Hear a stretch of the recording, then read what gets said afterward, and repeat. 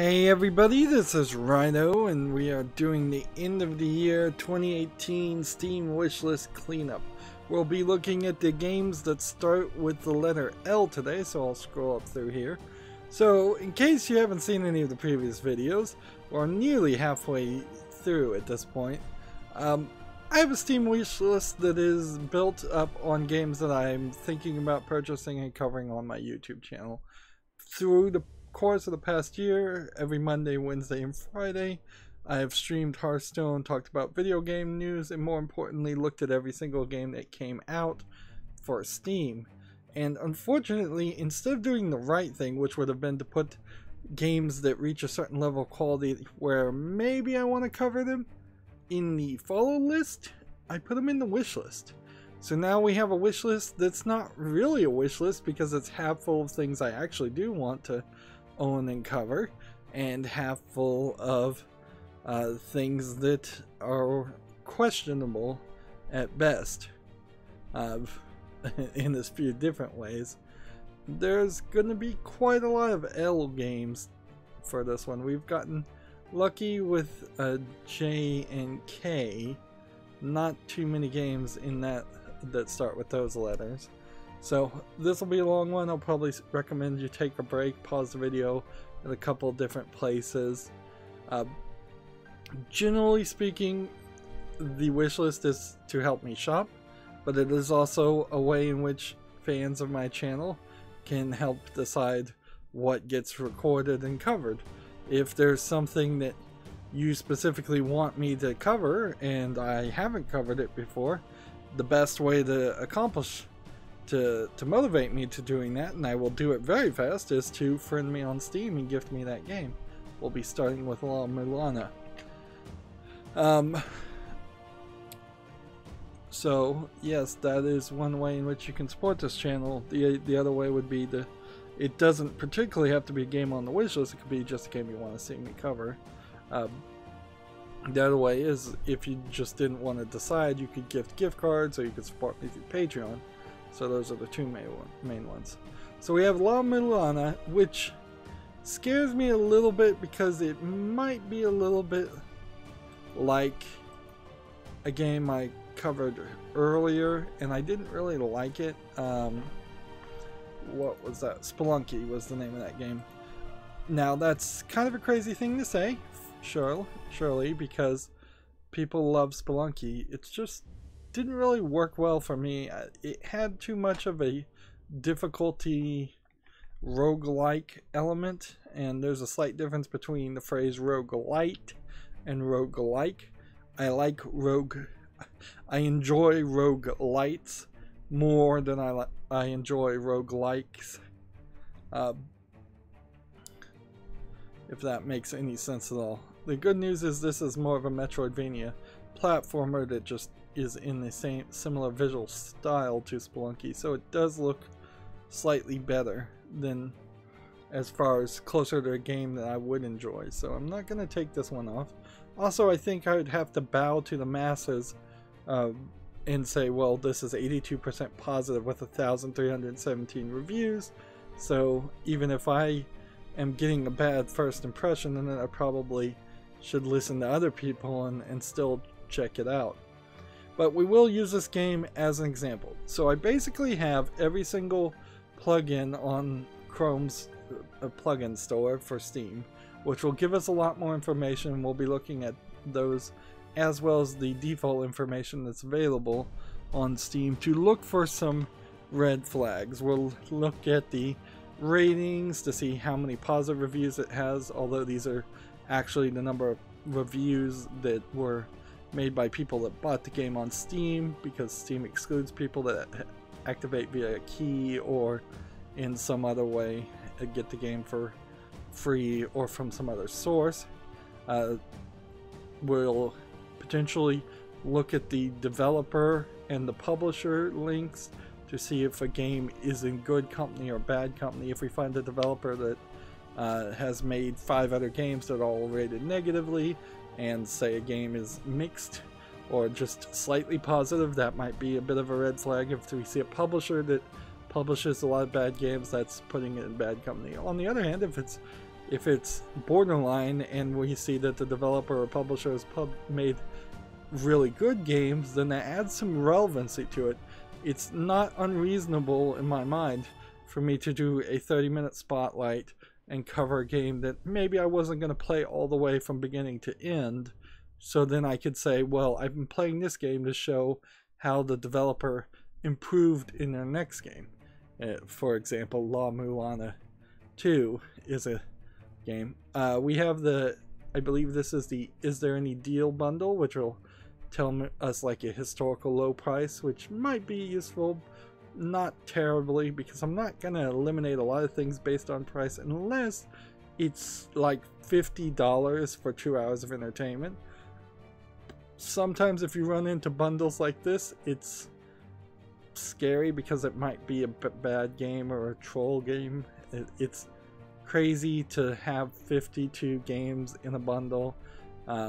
This is something bigger AAA developers have also done, and it only really makes sense when you've bought like half the games and then the bundle gets cheaper because you already own those games, which is something Steam does now. So throughout the process you might buy the Mallanna bundle and get 2 of the 52 games removed, and then the price might go down a little bit more. You can see this by default, out of its 66% discount, would be $405 to buy each of those games. But also having multiple bundles is a little fishy, although in all honesty more bundles means more consumer choice, and that's actually a good thing. It's just it's not done enough on Steam to feel normal.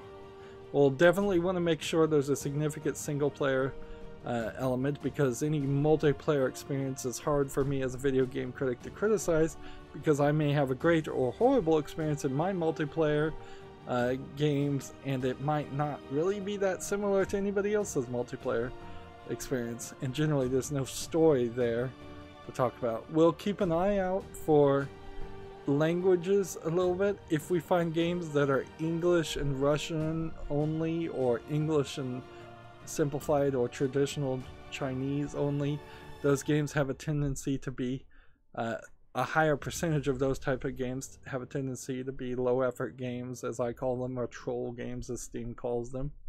If we saw 100 achievements, that might indicate it's an achievement game. 64 seems a little high, but not incredibly high.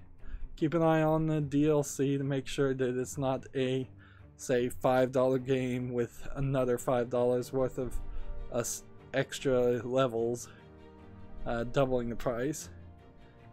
We have the How Long to Beat plugin. If it has data, it will tell us how many hours to beat the game just during the main story, or how long to beat it doing the main and the extras, and how long to play like a completionist who does everything, which is helpful, particularly in combination with the price. If we see on How Long to Beat it takes 30 minutes, and again it's a $5 game, that becomes really hard to justify keeping it.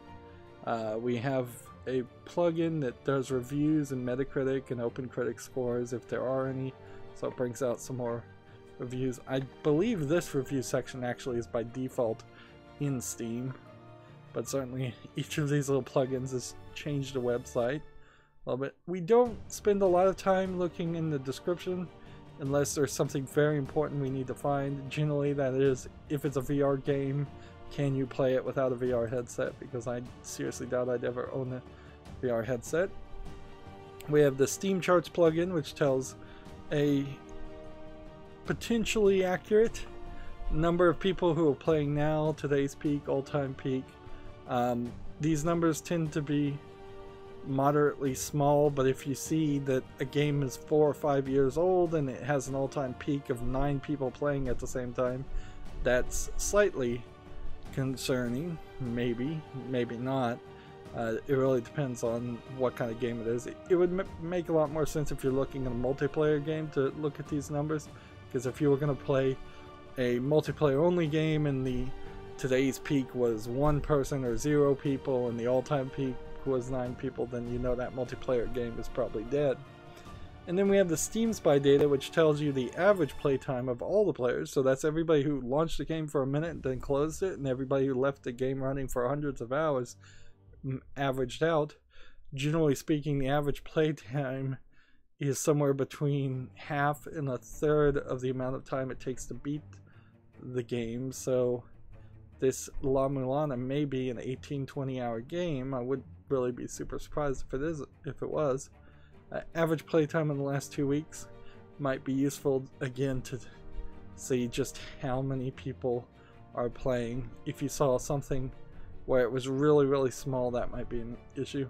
The performance survey we won't be paying a lot of attention to. System requirements we won't be paying a lot of attention to. Now, Steam's recommendations are pretty broken. They just don't really recommend a lot of variety. So most of these games that are being recommended feel like they are in a similar fashion as far as Metroidvanias, but I really can't say anything more about that. And then if it gets really iffy, we'll look at the negative reviews and see. Here's a scary review to see. Difficult in all the wrong ways. Generally speaking, I don't want to read the positive reviews at all.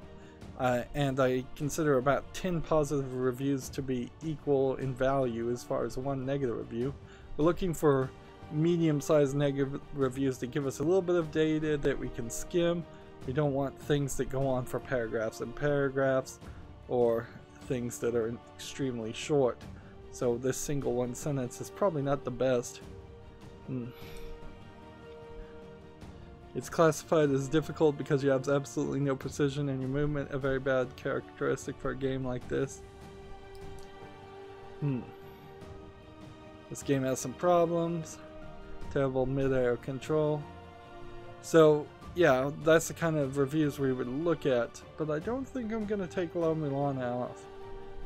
It's 82% positive, so the majority of people seem to be okay with the controls.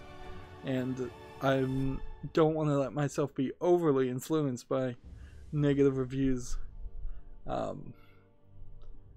Also, we'll probably look at a lot of the publishers and developers to see if there's some games we've missed.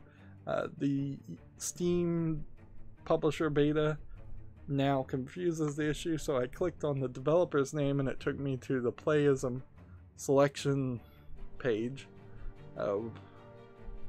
So AG Playism, Mallanna 2, and 68 results in total. Yumi Niki.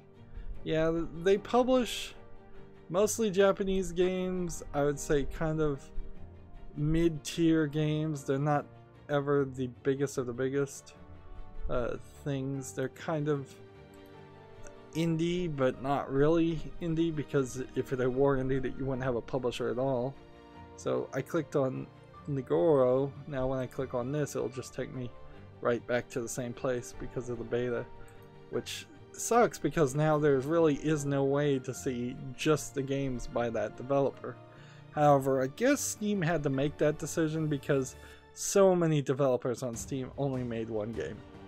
Like 90%, it feels like, of everybody on Steam, as far as a developer, has only made and released one game. So clicking on that often returns uninformative information. So I'd have to be a little bit careful about this. Spelunky was too difficult, Mallanna may be too difficult.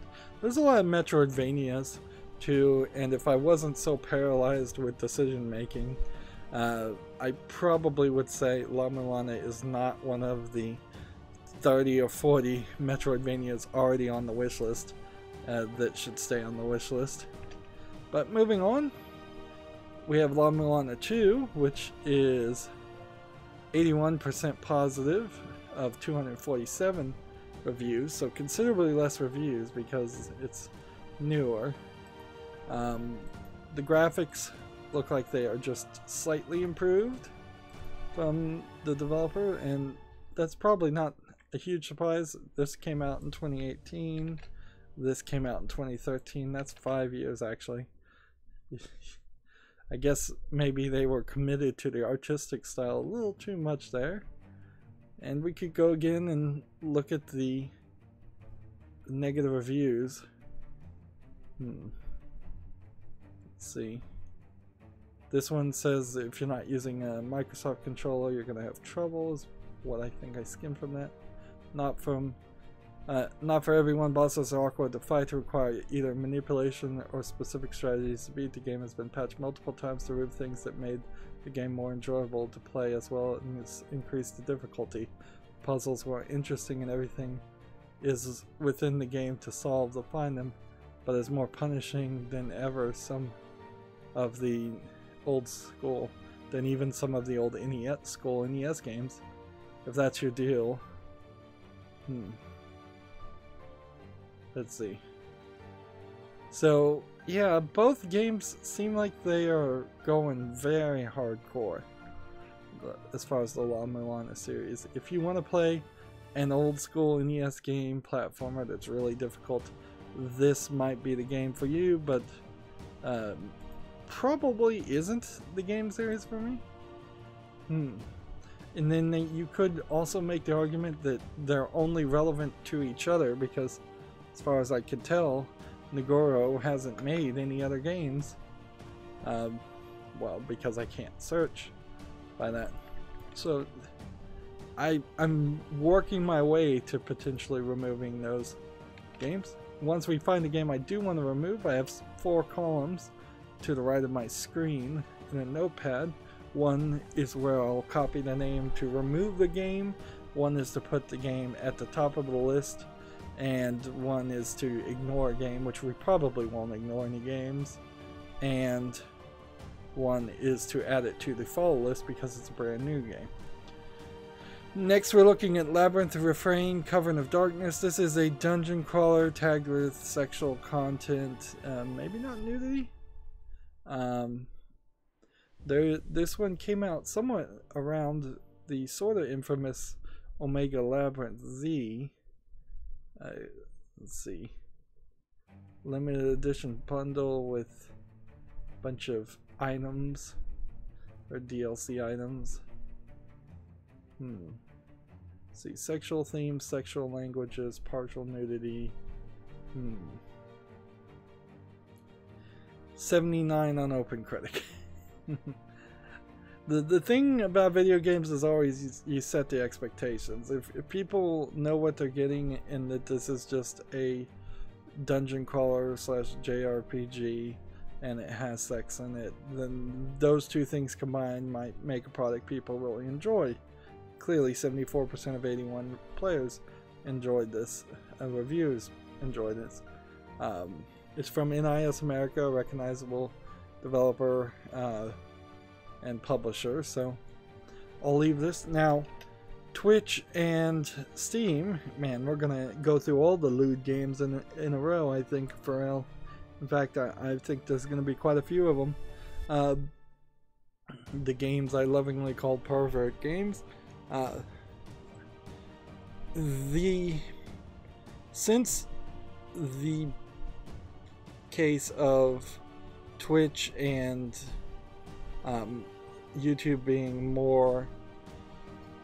getting more conservative about nudity and sexual content, which is weird because now Steam has gone in the other direction and allowed nudity and sexual content, which has allowed a lot of games to sneakily patch in things that were censored before. These kind of games would have to either be heavily censored if I was going to cover them, or I'm going to have to find some new format to cover these type of games. I do want to admit they exist. They're part of the video game industry. The video game industry is as much, if not more, for adults. There's way more adults that play video games than kids. So it's ridiculous to pretend like they don't exist. It's ridiculous to deplatform them. It's ridiculous to censor them. But if I have to talk about them on YouTube or Twitch, then I'm willing to do that, depending on how much work it is. Things like The Witcher 3 had nudity and sex in them. The scenes were somewhat limited, so I was able to cut out those sections. Lady Kill in the Bind is a visual novel. It has been definitely overhyped by the mainstream media. It's one of several games that are talked about by the mainstream media specifically because it's a Western visual novel. Meanwhile, most of the people that talk about them completely seem to hate or not know that the Japanese visual novel market exists. They love this game because it's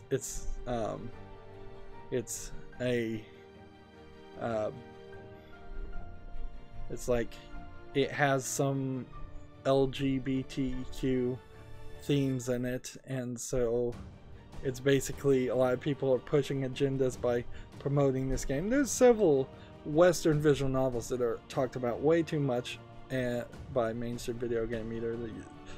Dream Daddy, Dad's Dating Simulator, Butterfly Soup, Lady Kill in the Bind. Not that any of these games are so bad I wouldn't really want to play them, although I kind of question whether I'd want to play Butterfly Soup. It doesn't look like it's a particularly good game at all. But they are very bad examples of visual novels, and dating romance visual novels in particular. So because of that, it's a very bad visual novel. If you're trying to actually cover visual novels, they become more the weirdo games that I'd cover and say, oh yeah, this exists, people have talked about this, but it's important to talk about the large numbers of other visual novels out there, like Carnage, for example, that get forgotten. This mature content description is something also I'm not 100% sure I'd want to commit to playing any visual novel. That's a big issue too. I'm not going to take this off the wish list. It has at the very least been given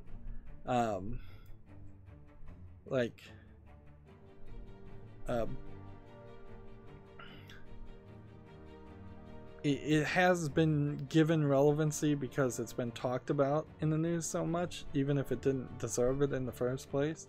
This very well could be a game that I would play and tear to shreds as far as criticizing the story and the gameplay parts. Like, here's a negative review that probably would sound a lot like how I'd review it. After this game got so much praise, I thought there might be something to it, but no. The aspect I value most in the visual novel game is the novel part. I wanted a compelling story, but the story in this game is incredible, boring, and predictable. So, yeah, that's kind of what I suspect too. But it's rated 94% positively, and I can't put that all down to just something else, just random people buying the game and reviewing it. This developer made Analog a hate story. Did they not also, wasn't there a sequel to this called Analog a Love Story? Apparently not. And then they made a game called Hate Plus. Seems like odd that you'd be making visual novels about hate, but whatever.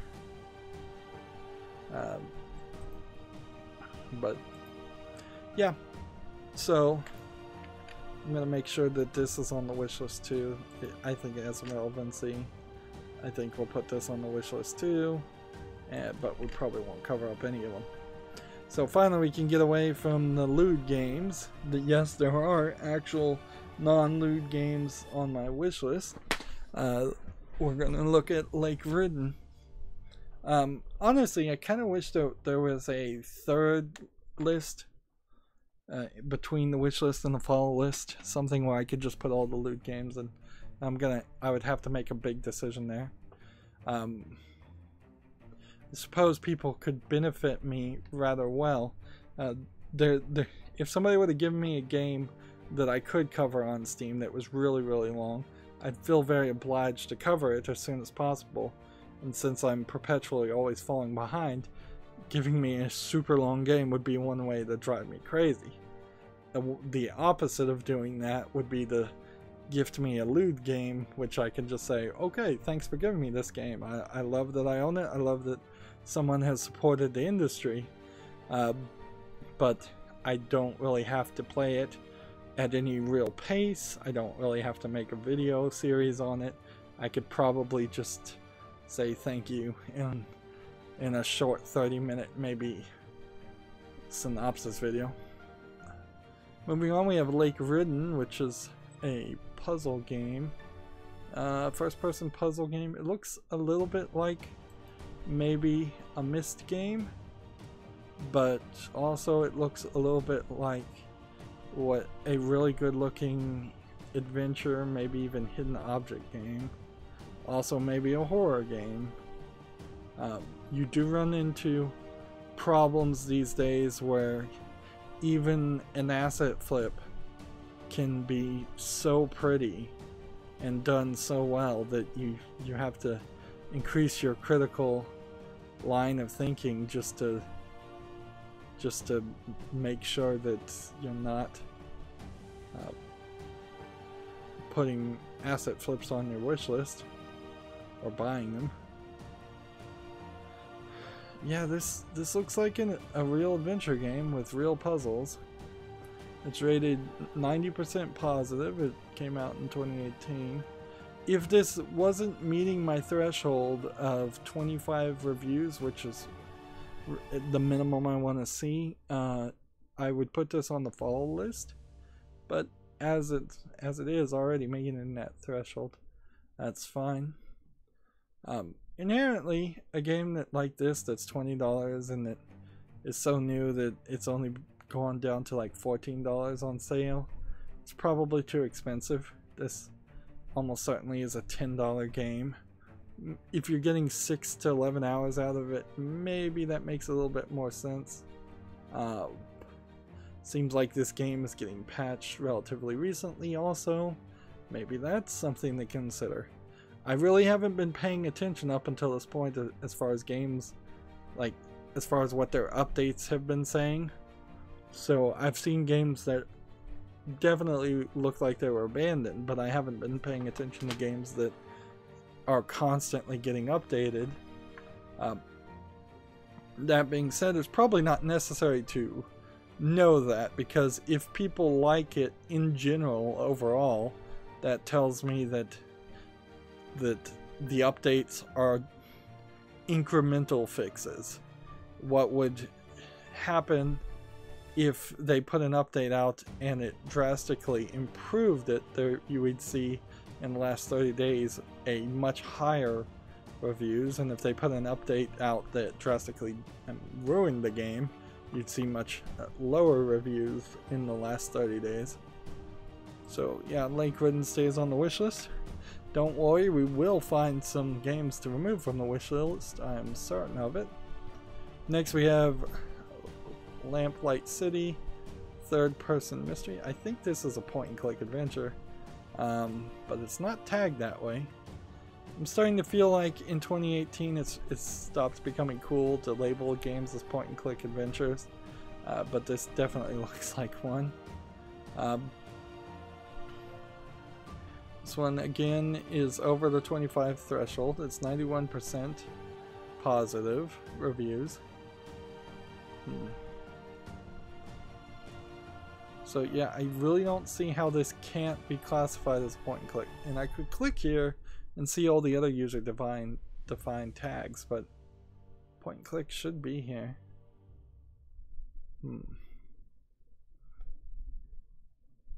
Again, we're going through this whole trailer and we certainly don't have time to look through the entirety of the trailers.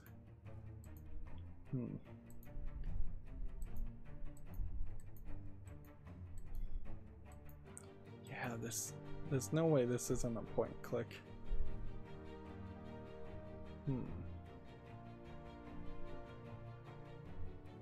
A detective adventure set in an alternate steampunkish Victorian past. Single click interface, no inventory.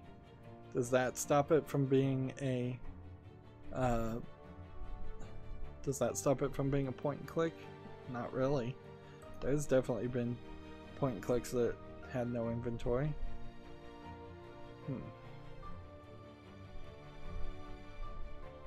Let's see. Interesting mature content warning here. Mature themes such as murder, attempted murder, torture, and contain some depictions of nudity. However, as the game is low resolution pixel art, nothing incredibly graphic is seen. So, like, Steam just added these mature content descriptions as in the past few months. I think they're gonna have to change it down to a checkbox system where it just says the same thing over and over again, like the ESRB or the TV movie rating system. It's letting the developer write whatever they want to, as the description is going to lead to confusion. Next we have Last Day in June. This is a 100% positive in the last 30 days and 91% positive over its lifetime game from 2017. This is oddly from 505 Games. I'm gonna have to double check because I recognize this publisher, but maybe they don't publish what I think they publish. This looks like an adventure game again, probably somewhat of a point and click adventure game. Let's see. Looks animated very differently, kind of creepily. People without eyeballs or much texture in their face at all.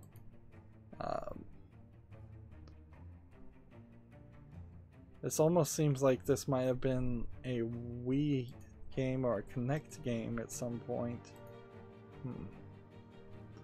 Yep, but again, rated so positively, there's no way I could take it off my wish list.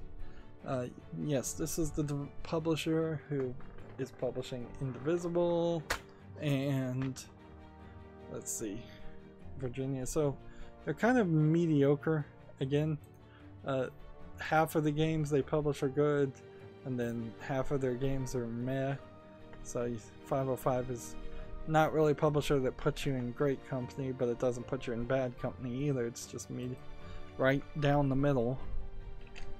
Next we have Last Encounter, a mostly positive game that came out in 2018, and it has only 14 reviews. The question I would like to know though is, why did it even make it this far? Because this looks like a bullet hell shooter game, and those kind of games do not interest me at all. There's too much on the screen, they're too frustrating, they're just not my style of gameplay.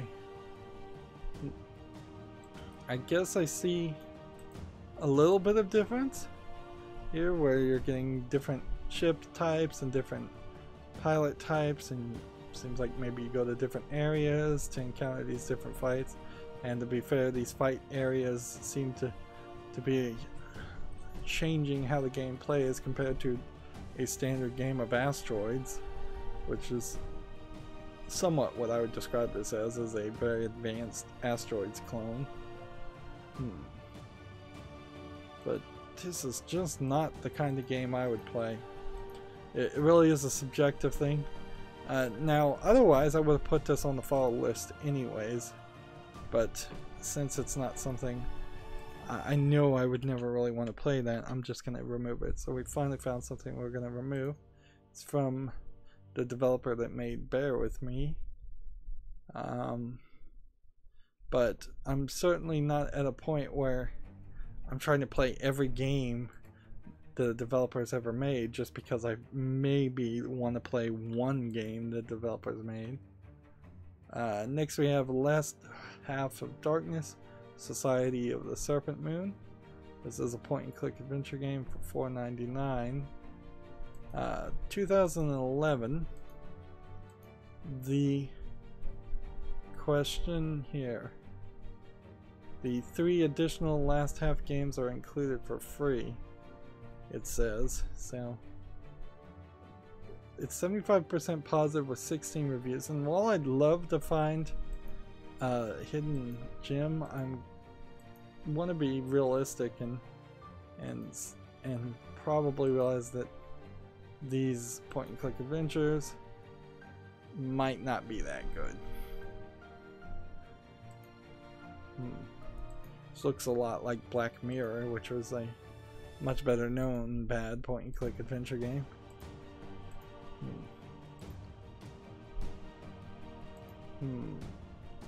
I'm just talking really, really old game. Let's see. Let's see what the negative reviews. This is 2016 is when this review came. Not being able to use Alt-Tab to switch windows on a Windows 10 single-player, rather average adventure game is unsat. Maybe the game is okay, the mechanics are really dated. Seriously, most games could do this in XP. Here we have one from, I believe that's 2016 again. Went back to play today, and lo and behold, all my save games are gone. Not gonna do all this again. BS, too bad. Held promise, but this frustration equals no fun. And guess what? Why I play this game, for fun. So both of those are kind of mediocre reviews that aren't that helpful. Let's see if this is better. I like the setting and the very creepy video sequences. I had no technical problems getting the game to run. I haven't tried the extra games. I hated the bad points. I hated the main character's voice. It sounds like he has laryngitis or something. Main bad point. I spent quite a few hours playing this offline only to get stuck by a bug or something I've conquered. I'm cornered in a cavern by servants, and according to the walkthrough, need a last green coin to get out. But I don't have one. It's impossible to progress further, and thanks to the autosave, I can't just reload an earlier game. I'd have to start over. With what a frustrating waste of time. So we're running into the same issue over and over again of just people losing progress, and that would be really, really bad to get several hours into covering a game like this and lose progress. It's happened maybe once before in all of the games I've covered, and I certainly wouldn't want to do that.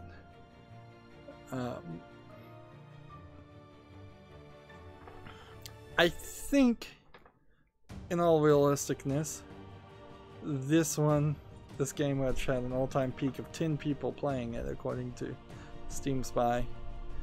I don't think this one is at a level of quality or relevancy.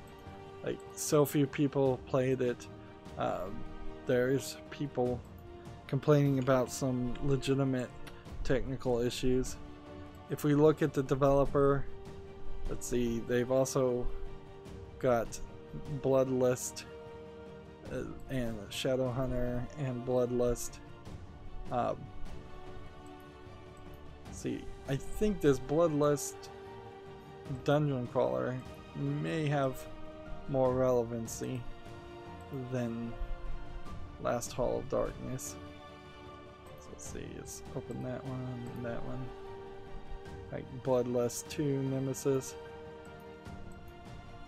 Yeah, these are probably ones that need to go on the follow list still, though, to see if anybody will ever play those. This is an early access game. So basically, if Bloodlust 2 Nemesis became very popular, then that would give me a reason to buy it and Bloodlust 1 and cover them. Otherwise, every game from WRF Studios is probably not going to get covered. But Society of the Serpent, or Last Half of Darkness, Society of the Serpent Moon is going to get removed.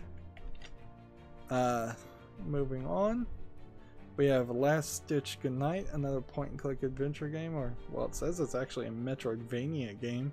That seems odd. It doesn't look like one. The animation looks very, very different. I don't want to immediately say this is a bad animation style, because this could be a very subversive idea to animate something that looks somewhat like a cartoon or a webcomic or something, and then turn a video game into it. I've never seen a video game that looks like this. So there is also something to say about games they have animation styles you haven't seen before, because that tells you that more than likely somebody didn't just go to something like the Unity asset store and just buy a bunch of assets. Or if they did, there's a lot of other people choosing not to buy these assets. Now the problem here with this game is it has only 3 reviews and it's a 2017 game, so either this is a hidden gem or it's just a bad game that everybody besides me could recognize before even purchasing it. The idea of this being maybe a real Metroidvania and hack and slashing zombies seems slightly interesting. 62 on OpenCritic. Let's see what the negative reviews say, if we have any. Let's see.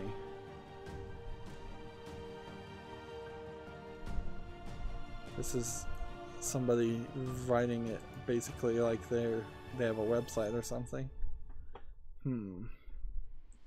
How Metroidvania is it? Medium fit, has a great mansion to explore, but the mechanics are all something else entirely. Has a pseudo adventure game focus. So it's like you're going around levels, would be my guess. That makes it feel like a Metroidvania game, but you're acting more like a point and click adventure character. Is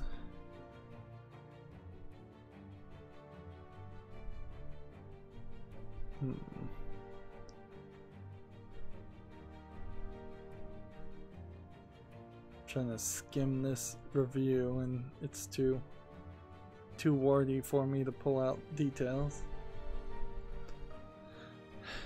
It's too flowery in its language.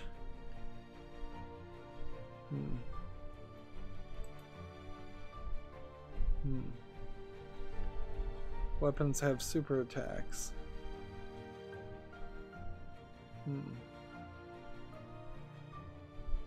Playing on medium felt like a Dark Souls-esque game. Interesting. I wouldn't think this game is super difficult. And this game just looks weird enough to deserve to stay on there. We have this other game from this developer called Where's Baby? Maybe. There is a question certainly about maybe it's a troll developer, maybe it isn't. This is an asymmetrical multiplayer with the same animation style, although it seems like it's slightly improved. Yeah, I remember looking at this game. The baby runs around breaking things, the adult is trying to fix everything. I'm not sure that there's really a single player experience here. I'll put this on the follow list and we'll keep an eye on it. There's a game that was pretty popular on streaming called Who's Your Daddy or something like that. That is definitely inspired by, this game is definitely inspired by. Moving on, we have a game called Last Tale, a 82% positive pixel graphics game. Now, I'm not a huge fan of pixel graphics, so that immediately takes some points away from this. Looks like an action-adventure platformer. So I'm looking for something here that would convince me that this is a game worth playing. I don't think I'm seeing that. I'm seeing what seems like a kind of ridiculous game. Seems to be trying to sell itself on saving Christmas.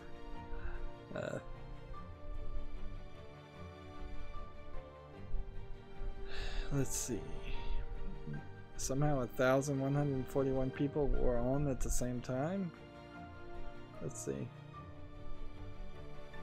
The main component of a good platformer is tight, responsive controls. This game feels sticky and unresponsive, especially when jumping. Let's see. It's literally a run and gun game. That is all they do. No upgrades, no different guns. So, is this actual review manipulation? Possible. Like, it seems like that number can't be right for this. I really don't see anything here that tell me this is a good game. And you can see the game is in bad company, really. Most of these games by the same developer have mixed or negative reviews. There's a couple that somehow have positive. You can also see all these games are 99 cents. These games also are getting released relatively close to each other, so that flooding the Steam market. Also, we can see that a lot of these games don't have very interesting names or interesting looking thumbnails. So yeah, I think we can take Last Tale off the wish list. I'm not really sure how it got there. Moving on. See, there's Russian, English Russian, like I was talking about, low effort games. I'd call this probably a low effort game and not a very low effort game, but this feels more like a troll game than a than something designed to be really good. Moving forward, we have a game called Last World, which is an RPG maker game, which almost always eliminates the game in the first place.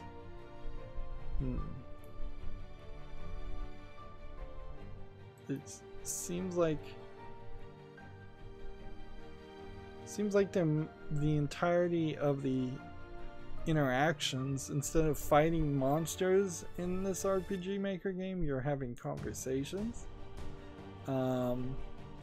So it might be a bit of a puzzle talking game. It's an interesting idea, and the animation does not look terrible in these little cutscenes, in these little zoomed in sections. But RPG makers, when zoomed out, where you spend most of your time, generally do look awful. But it is rated very positively. For $9.99, probably not worth it, but if it gets down to $1.99 again, then that might be worth it. Let's see. Of course, here you have a Humble Bundle, which is not actually a Steam bundle. Part of the is the NVIDIA plugin, I believe, does this for RPG Maker games, which you could spend $50 on.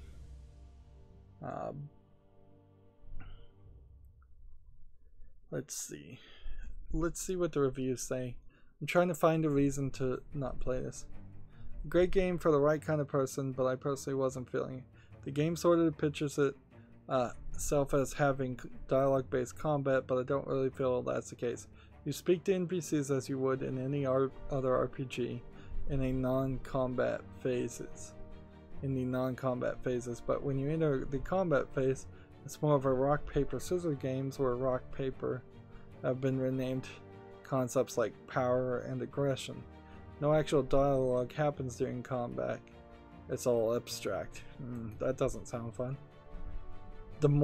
There's more to combat to make it more complicated and arguably more convoluted, where there's a sort of tug-of-war game you're trying to win, and in order to use certain tactics-based types of attacks, you first have to build up a requisite stat by using power building attack options. Skip that rest of that paragraph. At the end of the day, this game feels more like rock paper scissors, needlessly complicated with 10 different types of points and meters. Dialogue fights is a cute idea in theory, but it's not really what ends up happening in practice. And what does end up happening in practice, I just don't take much of a fancy to.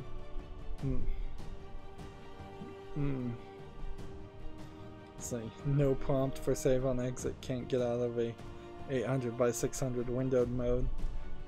Yeah, 5 to 7 hours. that doesn't sound very fun either. I think we can remove Last Word. I like the idea, certainly. Unfortunately, because Steam's recommendation engine is not that good, it's just going to recommend a bunch of RPG Maker games, one of which I already covered, Always Sometimes Monsters, and by the time I was done playing that game, and this is kind of a very positively reviewed RPG Maker game, I pretty much had sworn off playing RPG Maker games ever. I tried Skyborn, couldn't get even an hour into it. Frankly, the problem boils down to, if you're using an engine like RPG Maker, you've already given up in the first place. You have no desire, or at least it seems like from an outside perspective, you have no desire to make a good game that looks visually attractive, that plays on a good engine. So yeah, there's kind of no reason to play this. Degassi, as a publisher, publishes at best mediocre, mostly anime Japanese games. It's a real mixed bag, so it's not really putting it in good company either. I kind of would give more credit to people who make games just as text games instead of using RPG Maker. It has such a bad reputation in the minds of players that's why this tag exists. And it doesn't even mean the game really was made by RPG Maker as the engine. It just means it looks like this, and nobody likes this. Even when NES games were coming out and NES games looked like this, nobody really liked that. We totally would have liked better graphics. Moving on, we have Late Shift. Don't really need to make a decision here because I know I want this on the wish list. It is a full motion video. You get small little prompts that change the story, and then the rest of it is acted out. Arguably, this might be the best actors as far as a choose your own adventure full motion video game that I've seen so far, which doesn't inherently mean that they're good actors, but they aren't as bad as a lot of the other games that I've seen where you typically have people that are just they're just joking around, or they're just students. So this is a you get little choices and the show keeps going. Like, I don't think it's an incredibly long game. It's $12.99 for basically what a movie is. You could buy it in a bundle with The Bunker, which is another probably pretty good full motion video.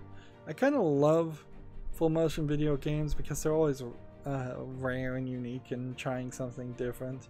I suppose it might be an admittance that you can't animate anything at all, but you can program a game. So use full motion video. But honestly, it's going to cost you more money to hire actors, or even pay to feed your actor friends for a few days, than it would to hire an animator, would be my guess. It's 1 to 5 hours, so I imagine you'd want to play it multiple times, trying to get the 20 different achievements. Probably is a pretty good game to go for all the achievements if you're gonna pick something. Let's see what else this developer has made. They have a game called Time Carnage that I haven't heard of, that came out relatively recently, and Moonfall Ultimate. So, and then we have Don't Knock Twice, which is a horror game, and then The Bunker, which came out a year earlier. I think there is just less actors in The Bunker. And then also Soul Axiom. I'm questioning how many of these games actually are already on my wish list. a lot of the games that I end up adding to my wishlist, or saying I'm gonna add to my wishlist, are already there. So 10 games, none of them look terrible, which puts them probably in good company. And this is a publisher that, same publisher that made all the games. So yeah, Late Shift, staying on the wish list. Should I put it at the top is the question, I guess. Yeah, I'll put it at the top of the wish list. Like, it's a shorter experience that I could squeeze in. It's probably doesn't require a lot of thinking or processing. Now, there is a slight danger as a video game critic on YouTube that playing this game might get copyrighted and content ID'd like crazy, because all of these video elements could be in the content ID system by either the people that actually own it or just scammers, which are prevalent on YouTube. So yeah, there's a bit of a danger there, but I wouldn't even know that until I'd already played the game. So moving on, Time Carnage would have to go on the follow list if it goes anywhere. Survival shooters with a frenzy-inducing time reload system. Travel through time and wreak havoc through the world, swarming dinosaurs, monsters, robots, and zombies. Shoot, drop, switch, repeat. So this feels like it's a VR game, but it isn't. And if I'm understanding this right, I need to see a video of gameplay. You unload a clip, and when you reload, you travel in time. I think that's the idea. So you're standing in one place. This sure feels like something that should be a yeah, every time he's reloading, he's moving in time.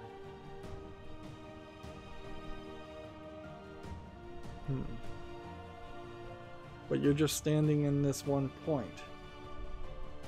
So while they designed potentially 5 to 10 skyboxes and areas, the areas are pretty small because you're just in this circle and all you're doing is shooting.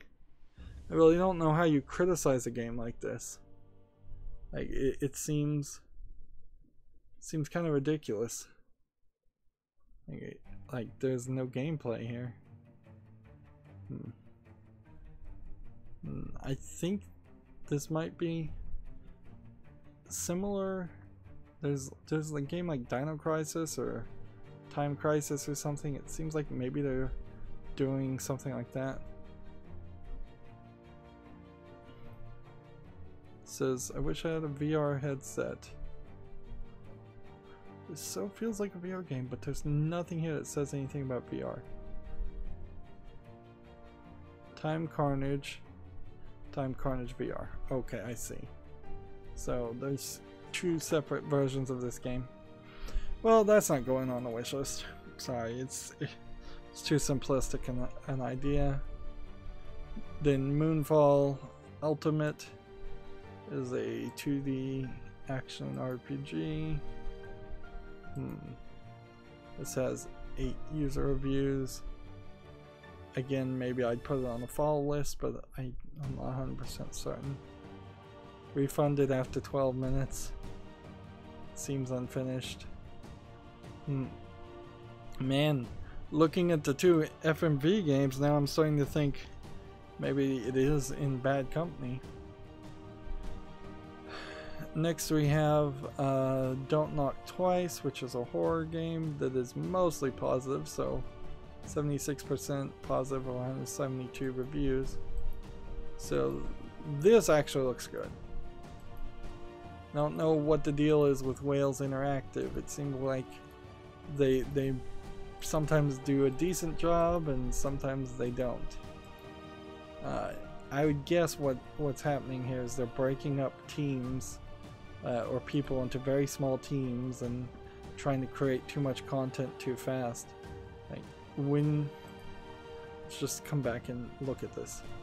2018, 2018, 2018, 2017, 2017, 2016, 2016, 2014, 2013, 2013. Generally speaking, one game every 4 years. So if they'd made this one and then say made the bunker in 2016, they probably should have waited a couple years before they released Late Shift, and then they probably should have waited quite a few more years until they released Don't Knock Twice. That would have given them time to polish all those games and left the games that we've seen that are reviewed badly off the table. Seems like they're overly ambitious. The bunker is mostly positive, 76% of 418 reviews. Again, a full motion video. I would say that the bunker seems like, from the coverage I saw, to be slightly more of a interactive experience than Late Shift is, where Late Shift kind of just tells you to pick one or two dialogues in the text, and it doesn't seem like there's anything else to do.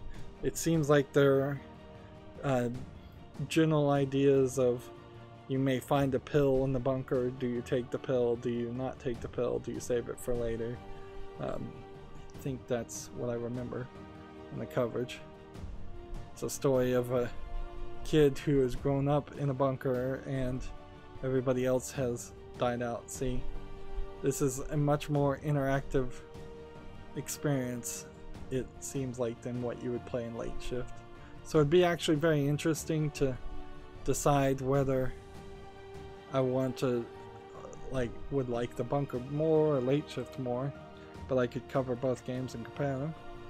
Next from Wales is Solar Axiom, which is 65% mixed reviews. Cyberpunk sci-fi puzzle game. People love Cyberpunk. So what's the deal? What's the deal with the reviews? Let's see them. Why do people not like it? For a small studio, this game has excellent graphic and sound design and a decent if somewhat stale sci-fi plot. However, the game falls completely flat in the realm of puzzle design. All of the puzzles fall somewhere on the spectrum between being trivial and simple. Some puzzles require a bit of thought only because it's often not clear what you're supposed to do. In many cases, the puzzles are arbitrary non sequiturs having nothing to do with the narrative. It contains the worst kind of timing puzzles, frustrating and lots of waiting for things to reset, coupled with clunky controls. This game wants to be challenging and fun in the same way that Portal and Talos, but misses the mark wildly. Semi-enjoyable, but I wouldn't recommend purchasing it. Storytelling was poor.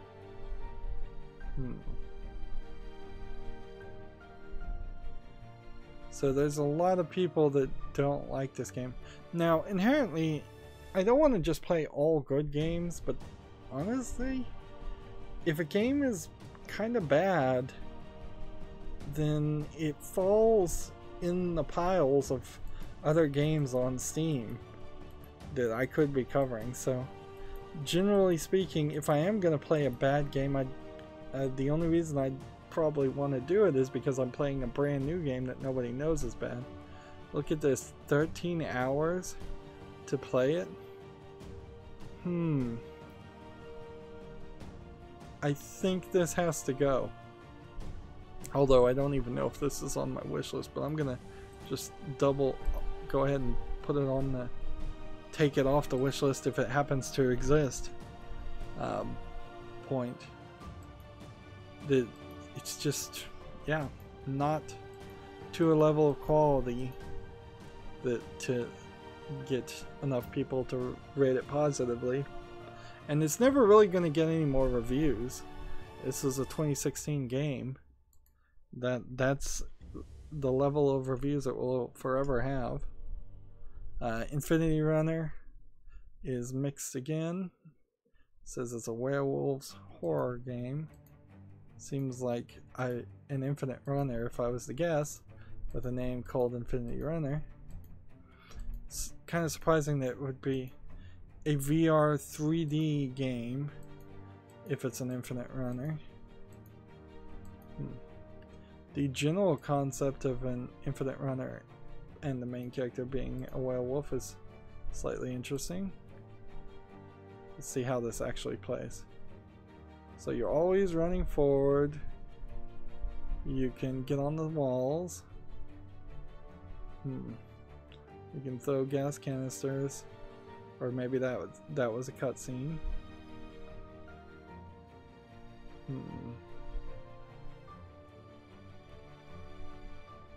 It is an interesting idea, certainly, of making an infinite runner in 3D, but I think it inherently misunderstands why infinite runners were profitable for the short time that they probably were profitable, because you're spending too much time making 3D animations.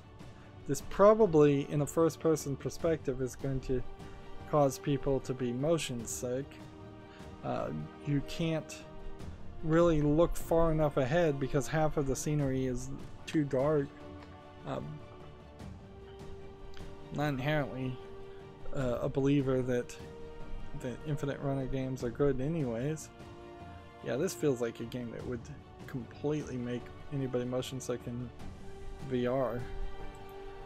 I'm gonna go ahead and I doubt, yeah, actually I know this game is not on the wish list, so I can just close this tab. And we're looking at every game that this developer's made. Gravity Badgers, on the other hand, is rated mostly positive. It says it's a puzzle, touch-friendly game. It doesn't look interesting to me because it looks like it's a space shooter asteroids clone. Let's actually see some gameplay. It's more of a puzzle game using gravity.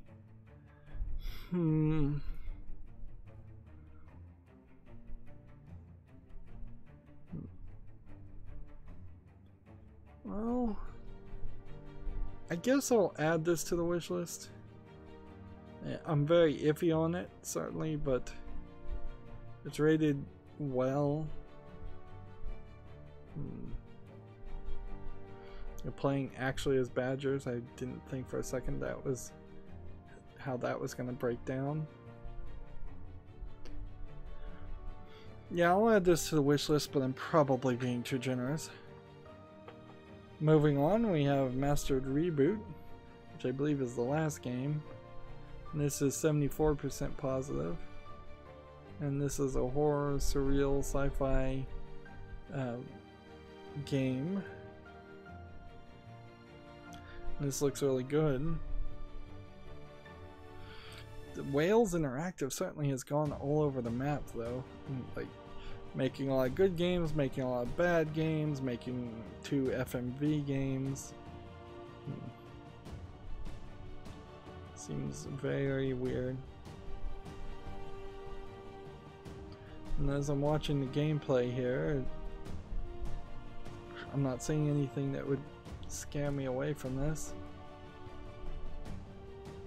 So we'll add that to the wish list. And we can move back to the L's. Next we have Lazaretto. Now this is barely at the threshold of 25 positive reviews. It's 96% positive. But I'm very iffy here. Indie violent action gore game from a developer called Iron Monkey with no publisher.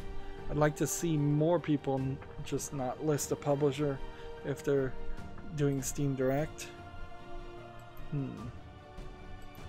This feels like a game that may just be a lot of crazy assets mixed together instead of a real actual game. Like an asset flip that's not even trying to hide the fact that it's an asset flip. Let's see. One of the most atmospheric horror games on Steam. It looks like garbage, and this is from 2017, so it's not an incredibly old game. I'll forgive ugly graphics in actual old games, but not new ones. Let's see if we can see some negative reviews. This problem. Wish you out chapter 2 soon, so there's not even a second chapter, so it's an unfinished game also. I think that's enough to know that this should be removed. Although, I'd like to see if this developer has made anything else. No, they haven't. Next, we have a game called Leap of Faith. Furiously paced a cyberpunk roguelike. It's about overcoming your fears and achieving your fate. Sometimes these games with the flowery emotional language turn out to be weird. See how the game actually plays. It's a hack and slash according to this. It's rated very positively. At 91% positive, I think there's no way I actually could take it off the wish list even if I wanted to. And there definitely are some points here that tell me I probably would want to remove it. Being what looks like a top-down twin-stick shooter. Inherently, I'm okay with playing top-down twin-stick shooters, but there's a lot of them on Steam, and I want to only play things that seem like they are doing something unique with it, or a particularly good game. This doesn't look too terrible. Now, this looks like a game that you could play multiplayer, but there actually isn't any multiplayer support, which is sort of surprising. Is there anything else we can really take from this? No, I don't think so. It's rated 80 on Metacritic, 14 hours of gameplay. Has this developer made anything else? This is probably a hidden gem of a game, honestly. Leap of Faith.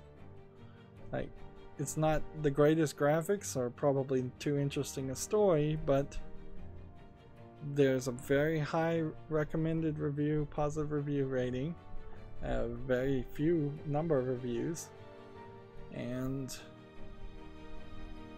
a very high Metacritic, 155 people all-time peak player base. Let's move on.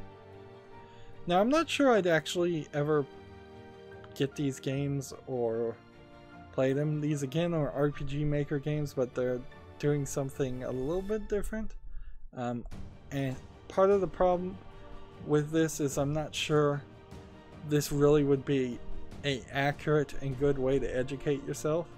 Learn Japanese to survive hiragana battle.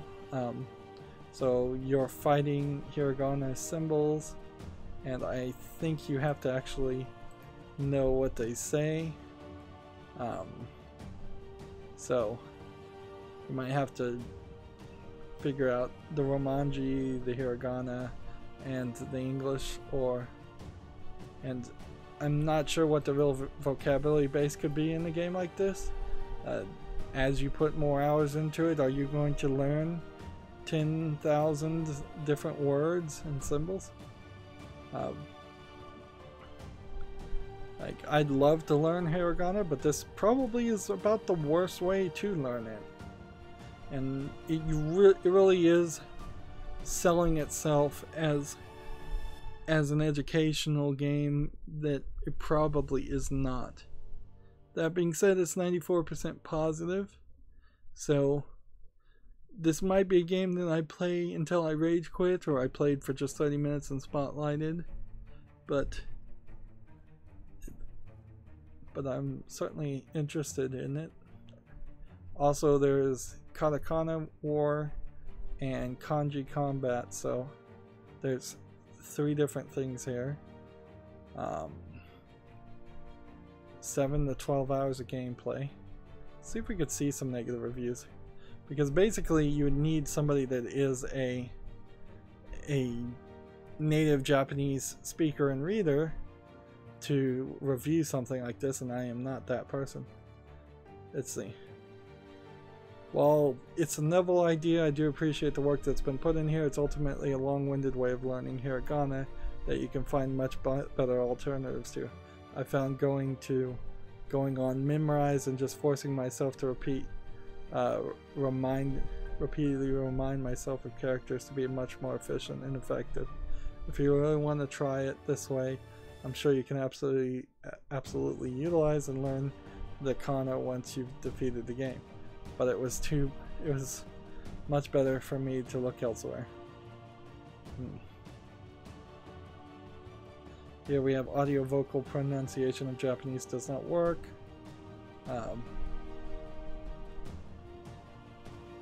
Let's see if there's any other negative reviews. These are kind of very niche games, and certainly after playing these games, I'm not going to then turn around and try to play a Japanese visual novel in its native Japanese. While I might listen to the native Japanese voice actors in some visual novels if that's all you can get, I still probably even then would go with dubbed if it was an option.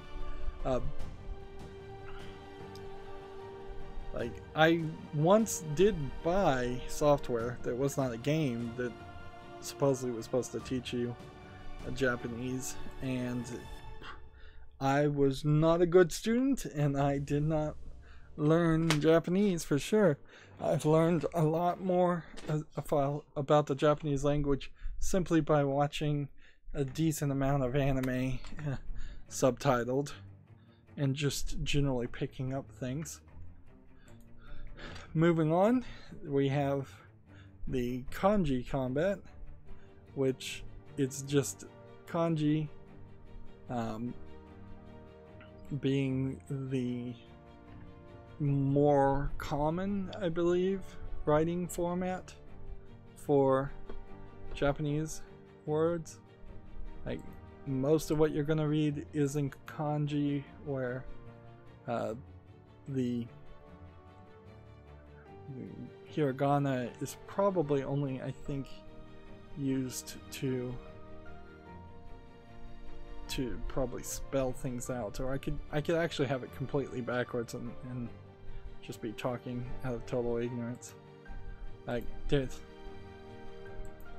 does look like it's slightly more of a RPG game though, and not an RPG Maker game, although it very possibly still is an RPG Maker game.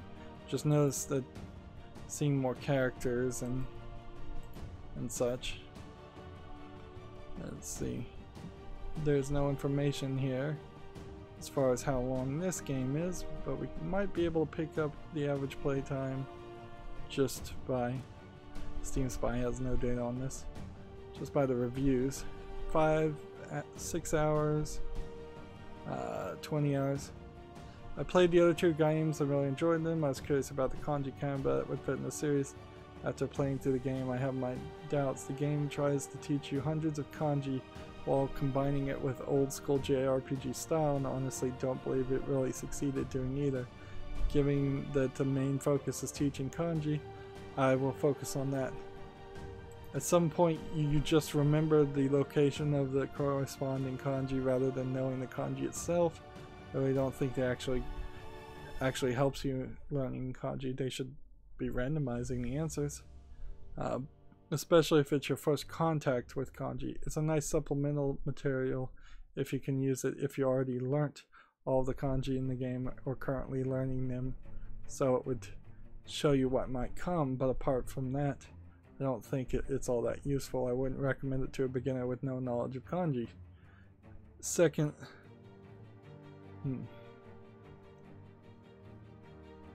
let's see. Something that bothered me was the fact that you couldn't look up a specific kanji without triggering the entire lesson sequence. The game would have definitely profited from had there been an in-game way to browse very easily through all the kanji learned so far. For the gameplay or JRPG element, I have mixed feelings. Game is very repetitive. So I don't want to read any more of that review. I think I probably should remove all these games from Steam, and it's not like you're gonna find anything better, because Steam is just not about educational software, or if it does have any educational software, which it might, it's not under video games, it would be under here. So it would be under the software tab, which is a place I never go. Like, and honestly, you need a teacher. You need a native Japanese speaker to teach you these things. Maybe you could read manga to help you supplement things, but I don't think playing an RPG is the right move.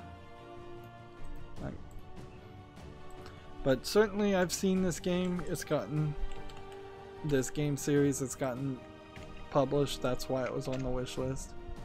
And here is the third game in the series. These games for the entire bundle would cost you $20, but it's probably a waste of $20. They've been down to $1.40. At least this one has. Let's see, katakana, I think is, if I'm to guess here, katakana is the incredibly formal writing system. It does probably say something about the Japanese writing system, that there's like 3 different systems. But I could be wrong, actually.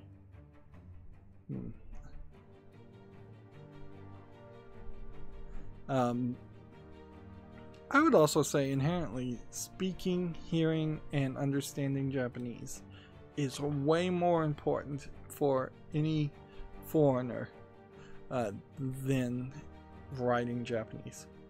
If you were to travel to Japan, you'd probably be perfectly fine if you can speak English, because most of the people in Japan speak English pretty well, because they're taught it in schools for years and years. But even if you did come across somebody who refuses or can't speak English, you're not going to write letters back and forth. You're going to speak it, you're going to hear it, and that's way more important. Honestly, if they were going to make a game like this, it should be voice recognition. They should get an Alexa or a Google AI input in it, and it should say this word, and then hear it played back, and then continue talking to people. There are online services like that where you actually are talking to people back and forth via online. That's where it really would come down to. You can also see this developer really hasn't developed anything else. So they've just got these 3 games over the course of 3 years. So they're not really in any good company as far as making any other kind of game.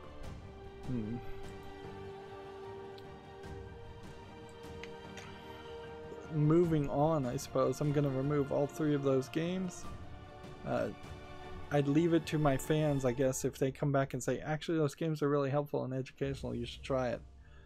Maybe I'd try it. Honestly though, I think I'm not very good with languages anyways, which is odd to say as a YouTuber who talks non-stop, but I don't think I'm that good with other languages. I don't think I'd learn it. Next we have Leaves the Journey from Daedalic Entertainment, so it's a point-and-click adventure game. It's a lesser known one because I do not recognize this game at all. It's from 2017, it's 80% positive. All the Daedalic games are a little bit weird and have kind of sad endings. Like, you're not going to have a satisfying happy-go-lucky ending in any of the stories. But that doesn't mean that they're bad. And basically, I do want to play every single Daedalic game in existence. I'm sold on that company because they do decent quality work. This looks like a very surreal, very weird looking game. I love weirdo games though, and I love point and click adventure games, so this one stays on the wish list. And then we have Leaves the Return, which is 94% positive with 34 reviews. More, these games might be hidden gems, but I doubt it, really. I bet they're just pretty simplistic games that nobody wants to pay any money for. Like $8 for this is asking a considerable amount. However, $1.29 on sale is not that bad. Next we have Leaving Lindau. Is this the game where you are making like medicine from plants? I don't think it is. Saying her goodbyes before leaving on a journey she may not return from. You're talking to people, it's an adventure, it's a walking simulator, according to the tags. It's 79% positive. I don't remember this game. I'm gonna drink some water, so now might be a good time for you to take a break and pause the video also.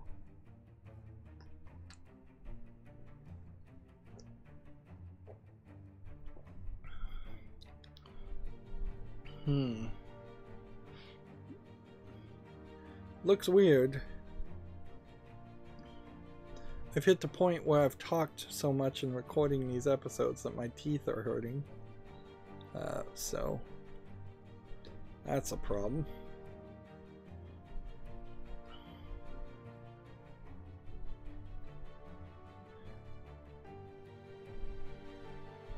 Yeah, I'm just watching this video and I'm not getting anything from it.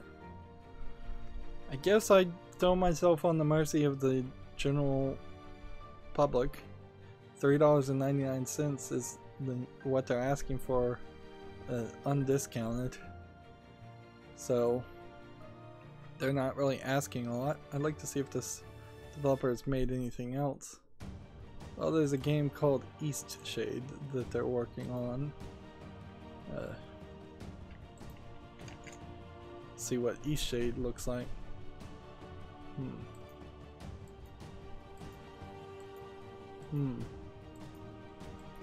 Looks like another walking simulator style game. But I'll put it on the follow list. We'll see if it gets released over the course of the next year. I've actually only added 2 games to the follow list, and really only added 5 games to remove.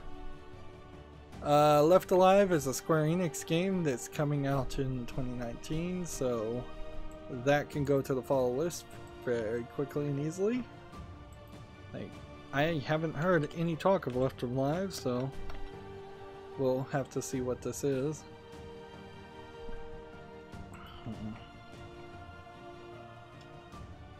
Let's see, moving forward, we have a game called Left Alone. Left Alive and Left Alone. This is a horror puzzle game that's 77% positive. Probably have too many horror puzzle games, honestly. This might be an asset flip, but it might be of a certain level of quality.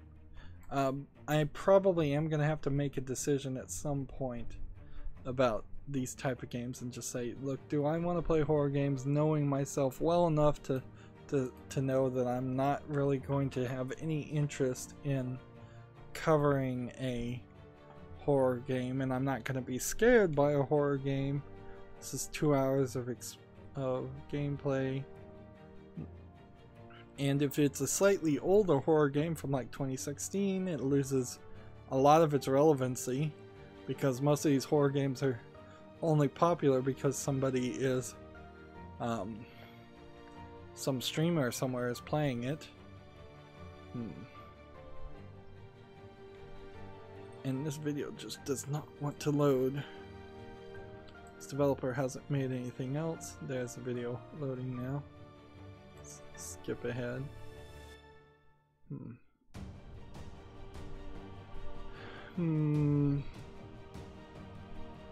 Not seeing anything here that looks like this should stay on the wish list. I'd prefer to play games like Fear. I'd prefer to play a horror first-person shooter. I prefer that there's just more gameplay elements of some sort. I just don't see that here. So I'm gonna take Left Alone off the wish list. Next, we're getting into the Legacy of Kain series. So, the Legacy of Kain series is a very popular niche series. I haven't played any of the games. It was developed by Crystal Dynamics, I think all of them were, and published by Square Enix. It's been cancelled for quite a while.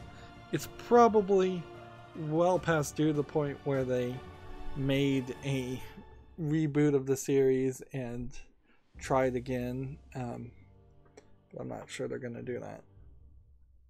So this would be a long commitment retrospective to play all the Legacy of Kain games that I can get my hands on Steam, which I am not certain is all of them. This first game is 11 to 18 hours of gameplay. Some of these games are going to be pretty old. Legacy of Kain Soul Weaver, again very positive, and it is 12 to 14 hours. Each game being only at most 14 hours is actually a little confidence building, because if it was 30 hours to play as a completionist, or 30 hours just to beat the main story like a modern game would be,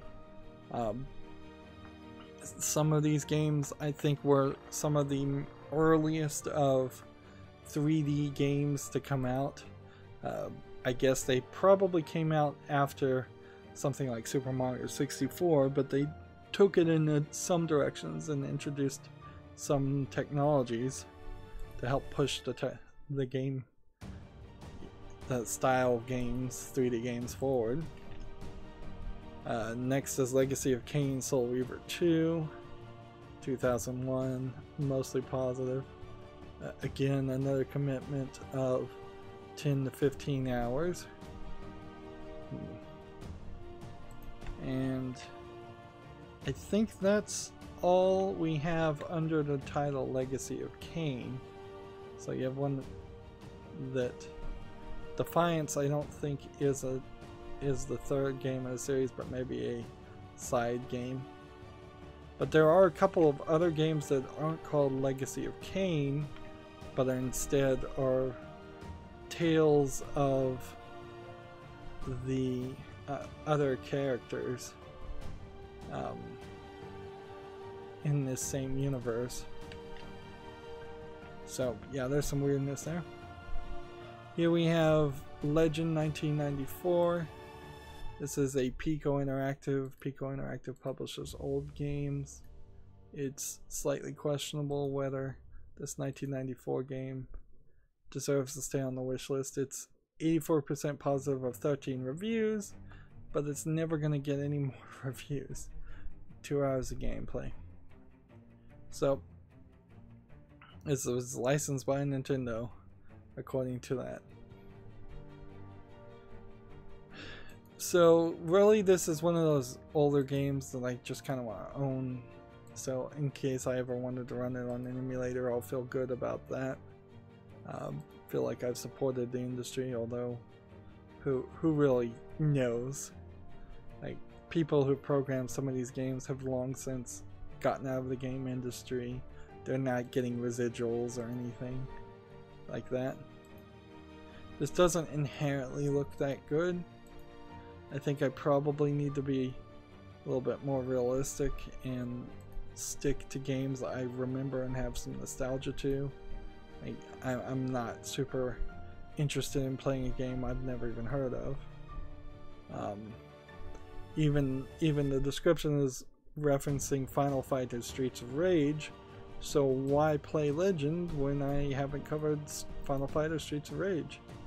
So until this point, Until there comes a day where I'm so desperate to find games to cover, this can leave the wish list. Like, there may be a day, many years from now, where I have covered every game, and I'm covering every game that's brand new, and I'm having to scrape basically the bottom of the barrel that I'd come back to a game like this. But right now, it is not anywhere as far as a priority.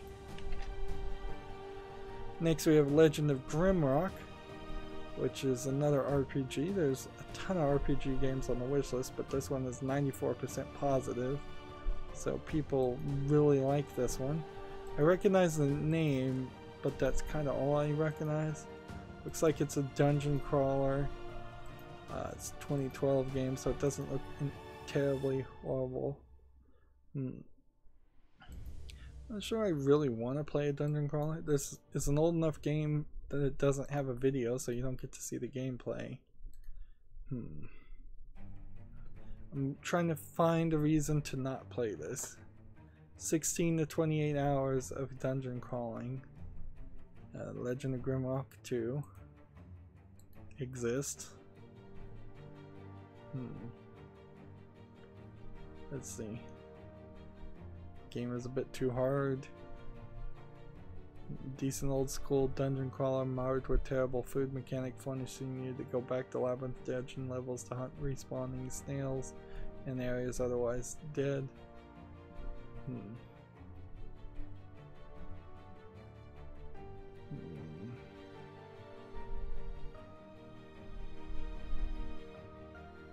So yeah, there's definitely some negative reviews here. But it's given an 82 on Metacritic, and so I kind of have to just bow to the mob here. Legend of Grimrock 2 is 90% positive, so maybe I would cover just Legend of Grimrock 2 in depth and just play Legend of Grimrock 1 for 30 minutes to get a general idea of what the game is. I'm not sure I really want to play any dungeon crawlers. This is 22 to 40 hours basically, but 84 on OpenCritic, so it's getting better, not worse.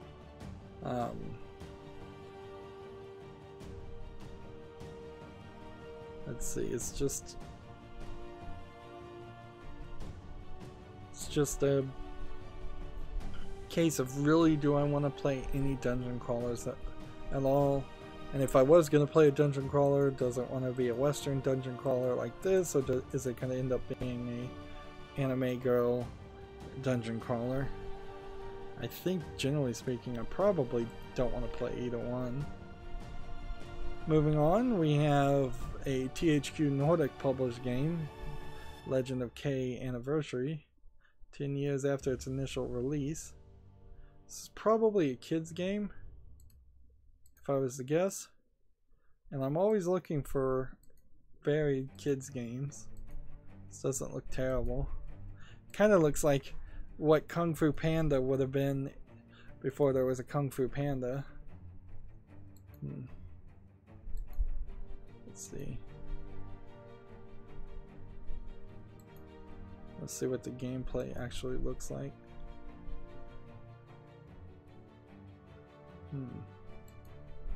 Looks like it's probably a hack and slasher with some karate moves. And some platforming. There's actually not that many platforming games on Steam that are good, that I've found at least. Yep, this looks alright. 12 hours to play the game, that's not a considerable amount of commitment. It's on sale right now. I wanted to see if this developer perhaps has made anything else. Well, they made the Darksiders War Mastered Edition and the Red Faction Guerrilla Remastered Edition. So I guess this developer, in exchange for making some remasters of old games, was allowed to release their older game, I guess, or asked to. THQ wants to publish everything, And they've got too many fingers in too many pots, if you ask me. But I certainly wouldn't put this at the top of the wish list, though. Like, I'm not dying for kids games. And if I am dying for kids games, it's going to be the Lego games. And so we have a Lego thing. Now, I own almost all the Lego games, and none of them run well on my current PC. I don't know why. They ran fine on my gaming laptop. Or at least the ones that I had when I was playing on my gaming laptop. But I would want to own the rest of them just for a complete collection. It's kind of ridiculous. You can see the reviews are 65% on particularly Lego City Undercover, because I don't think it plays exactly like the other Lego games. $40. Price is generally way too expensive for Lego games too. And they've gotten bad with DLC in newer versions. But you can get a considerable amount of entertainment out of Lego games if they play well. You probably are going to play as a completionist and spend 50 hours on it. And there you'll see here that everything on this recommendation is Lego. There's probably 14 to 16 of them. Metacritic gave it a 80. Let's see. It crashes too many times to have fun with. Don't really play this game much, so I don't know what to say about it. Controls are bad.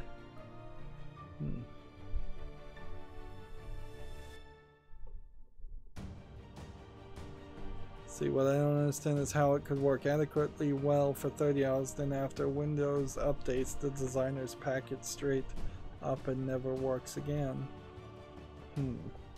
Well, that is a problem with Windows updates.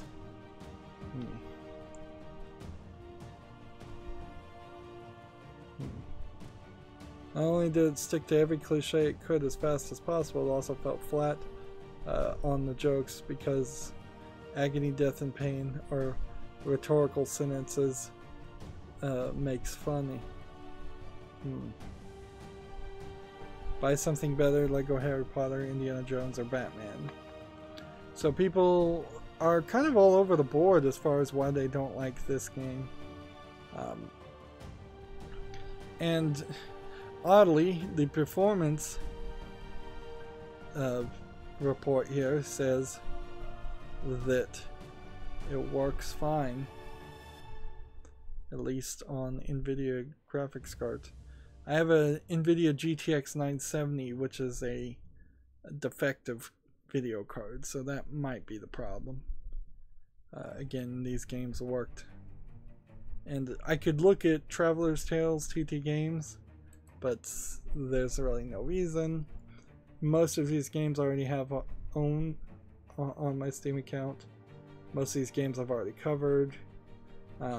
There's not really I think a non-Lego game even in this. Just a bunch of DLC and Lego games. And you can see most of the Lego games are rated positively. So I guess what I'd recommend is, if you're playing on PC, go get the first Lego game, Lego Star Wars The Complete Saga. It's not technically the first game, but it would be the first in the series. It's the oldest one you should buy. And see if it runs on your computer. And if it runs on your computer, then move forward. Because, in all honesty, if they get any better in every release, they get better. They don't get worse. As far as the game's running poorly. But I have certainly heard from other people on my YouTube account also saying they don't run poorly. Generally speaking, I would say don't buy Lego games for Steam. Buy them used on Xbox or PlayStation. Get the old Xbox 360 games used, and most of those are backwards compatible now on Xbox One. So you can get them pretty cheap and just be done with it. I think kids probably are better to play on consoles for a lot of reasons, and then maybe graduating them eventually to PC later on when they hit their teenage years. But like, I don't want to get into a rant on it. So moving forward, we have the October 2018 most recent Lego game, Lego DC Supervillains. They couldn't do another Lego Batman. They'd already done 3 Lego Batmans, and frankly, Lego Batman 3 is really just Lego the Justice League. So they spun it around, and now you're playing as supervillains, and this is the Injustice crew here of the Legion, but evil. And yeah, it doesn't even seem like it has any reviews yet. It's rated 75 on OpenCritic. Let's see, what are people saying? There's a bug. Game has way too many bugs. The problem here with it, talking about more bugs on Steam, so yeah. The problem with this is Warner Brothers owns TT Games. Warner Brothers doesn't care about anything. They use the Batman and the DC licenses to just try to milk as much money out of the consumer as possible, and they just don't really do a good job on any of their games. If we want to look at the publisher Warner Brothers, there was controversy with this game. There was controversy with this game. I believe there was controversy with Arkham City. There might have been some controversy here. There's controversy with this game. The Fear series hasn't been rebooted, and it's 13 years old. Needs to be moved forward, or maybe it's not 13 years, maybe it's approaching 10 years. I don't think there was anything wrong with Bastion. There's controversy with Mad Max because of the movies, so we'll never get a Mad Max 2. Like, it just seems like Warner Brothers doesn't run its business very well, to be completely honest. Gotham City Imposters has pretty much been abandoned. What is this game? Scooby-Doo in the Looney Tune cartoon universe. The Watchmen in Disney. Like, these are mixed review games I've never even heard of. Guardians of Middle Earth. Let's see, what else? Is there anything else that they've even published that is worth mentioning? A ton of DLC, you can see. Just trying to suck as much money out of you as possible. And some of that DLC is straight up Lego DLC, so they're taking it from kids. But like I said, I want to have all those Lego games. I might as well. I'm pot committed, to use a poker term, as far as that. I own almost all of them except for 3. Scooby-Doo in the Looney Tunes cartoon universe is a mixed reviewed 50% positive game. I've never heard of it, but oddly it's from Way Forward Technologies, which is funny because I'm pretty sure, I guess Way Forward Technologies Incorporated is a different name because the other Way Forward games are under a different title. So somebody is hiding, clearly, by adding like the period at the end or something. Somebody's hiding the fact that this game exists so people don't find it and don't buy it. Clearly nobody did buy it. It has 26 reviews. So let's close that tab. And then Watchmen: The End Is Die. I kind of want this even though it's terrible. Let's see. 44 on Metacritic. What was it? Part 1 was repetitive but had decent enough storyline and combat to justify playing for Watchmen fans. Part 2 has the same basic beat 'em up gameplay but manages to be more repetitive and even worse. Just like Part 1, the storyline itself is actually a strong point. It's a separate storyline from Part 1 and shows possible explanation for why Rorschach and the Night Owl split. It touches upon some interesting themes such as the differences between what is legal and what is ethical, and has an interesting gameplay twist at the very end, so the plotline is decent. Wow, this feels like these games might be worth playing if you could mod out the actual gameplay out of it. But I didn't even know this existed, and this developer like only has The End is Nigh and The End is Nigh 2. Although again, maybe I couldn't cover this game on Steam. I kind of just for the weirdness of it want to own that, so I'm gonna add that to the wish list. You can see the first game is also 65% positive, so it's a little bit better, but not great.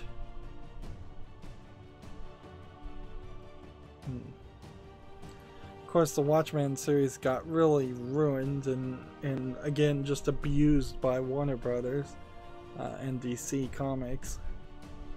So I would, for the most part, just recommend people read the original comic books and not watch the movie and not play any games.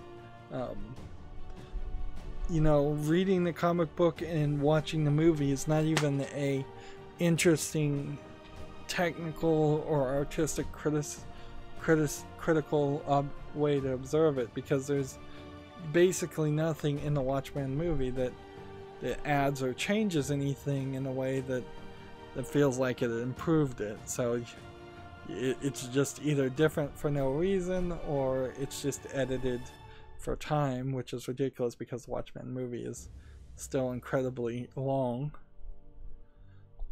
And frankly, the Watchmen comic book just does not play well in other formats. It was designed to be a comic book, and it works well as a comic book, and I don't think it would ever work well anywhere else. Here's another Middle-earth Lord of the Rings game from Warner Brothers that's mostly negative, 27% positive, that I'm gonna close. And we already looked at this one, so there. If I'm gonna get Lego DC Supervillains, I want Lego DC Supervillains Season Pass, which adds another $14.99 to the purchase. And there's a level here, and level here. And I think that's kind of it. You've got like, well, no, 1, 2, 3, 4, 5, 6 levels worth of season pass, and then some character packs, which really is bumping up the price of the entire game if you want to have the complete experience to $75–80 for a kid's game. It's ridiculously expensive. Also, I'd like Lego Marvel Superheroes 2. I liked Lego Marvel Superheroes 1. In fact, I think it was probably one of the best Lego games I've ever played because of the way you were moving around this open city doing mini missions. It was basically Spider-Man before the most recent Spider-Man game came out. This is 60% positive, but it was 75% positive, so there's some new fans that are not super happy about it. I guess the deluxe edition, if you're gonna buy that, is $55, so that says something. But this is also a year-old game too, so it's gone down a little bit. but not a lot. Its historical low is $9.99, and frankly, that's the point in which you should buy Lego games, is when you're paying almost $10 or $10 for them. It's going to be very, very repetitive gameplay. Let's see what the negative reviews are. Let's see. No Deadpool. It still seems buggy as hell. Only a short bit into the game, I had to reload missions quite sometimes. Yep. Bought this game in December 2017, got halfway through the game before I encountered a glitch that wouldn't let me get past the an essential level. I really haven't run into game-breaking bugs on Lego games, but I certainly have run into just consistent frame lagging, stuttering, and locking up. Like, the game just does not look good. But I haven't tried the 4GB patch program that lets 32-bit games use more than 4 GB of RAM, which I have 16 GB RAM, so perhaps that would help, but I doubt it would. Crashes at the same spot constantly, randomly just stops taking controller inputs. So yeah, there's just a lot of lack of compatibility programming that specifically happens in Lego games. If you've been watching this wishlist cleanup up to this point, we've seen a lot of negative reviews for a lot of games, and basically none other than Warner Brothers TT games consistently have complaints of bugginess. Part of that is because a good game won't be buggy usually, but also part of that is just most games aren't buggy. They really aren't. Or they have tiny little bugs, little visual glitches. They don't have horrible game-breaking bugs like this is. In all honesty, these games should not be allowed on Steam. And Steam should come back and say, look, you need to step it up and make proper PC ports that actually work and put more effort into it, or we're kicking you out of Steam. I kind of wonder if maybe the Feral Interactive Macintosh versions might run a little bit better too.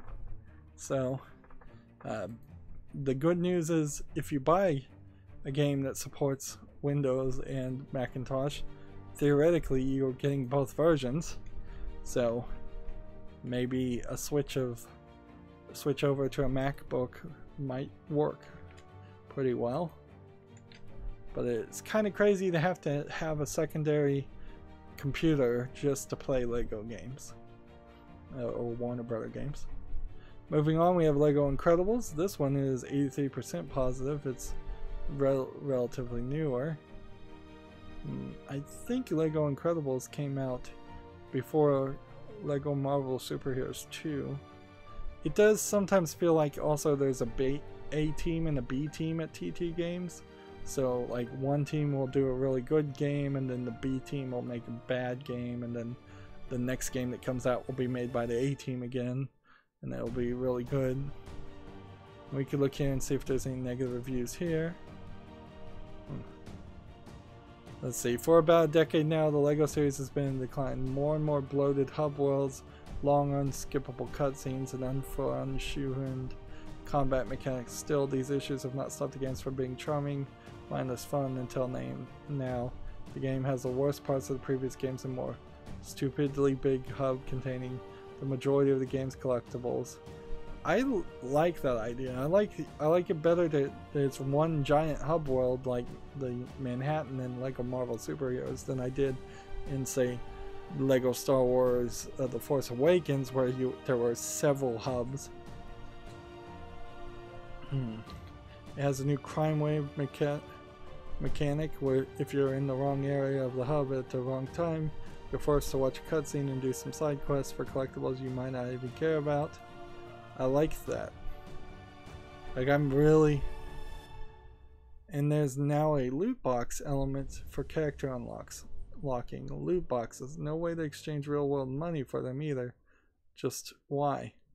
Really hope TT learnt something more than we can just do whatever and people will buy it from this game because this is a mess. It's an interesting revelation of loot boxes. I bought this game for my daughter. Everything runs well enough and the game is smooth at 4K. However, I can't even get past the first mission because it crashes every time we build a mining cart. Every single time without fail. And see, when you're making such incredibly buggy games for little kids, this is totally establishing an enemy for life, basically. Like, if a kid has a bad experience with a Lego game, they're probably gonna hate Lego. They're probably gonna hate Warner Brothers and whatever Warner Brothers tie-in licensed property there is. So in this case, they probably hate The Incredibles. If they figure out and know who Warner Brothers Interactive and TT Games is, they would hate them too. Like, you just do not treat little kids this badly. Again, though, that being said, this is the #1 issue with all Lego games, is playing them on PC is not the way to play them. Almost all of them run perfectly fine on consoles. Now, Lego Worlds, on the other hand, is a little bit of a mixed bag because it was this supposedly going to be this open world sandbox game. It's basically abandoned now, and I'm surprised it's even on sale. And when it came out of beta, they threw some basic TT basic level game missions and levels into it, which is really weird because that's not what this was about. This one was supposed to be just a side project where the players built everything and they had all kinds of selections. There were some open box sandbox features in other games that were very limited. The idea was to take that limited. This game, I believe, was notorious for running algorithms and hiring people to look at every building that was built because so many people were building phallic images in Lego, and they were censoring all of that out, and I think that broke them as far as being really really just driving them crazy for all the work they were having to do and such. Like, according to this patch in September 13th, sandbox mode now has everything unlocked by default, so that means creatures like the dragons and T-Rex can be placed in sandbox world with wild abandon. So yeah, they really have given it up, although that's a really good update too, because there was a progression system there where it was a lot of work.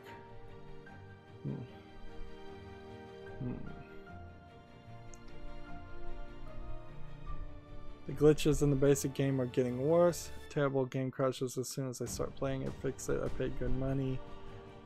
Like, you've got people here that are just really upset.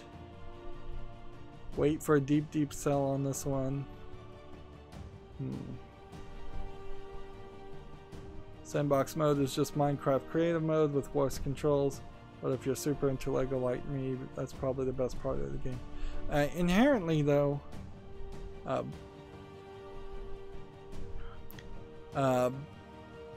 there are Lego building softwares, for real, that will even print out instructions to build the thing you've built in a 3D software in the real world with actual Legos.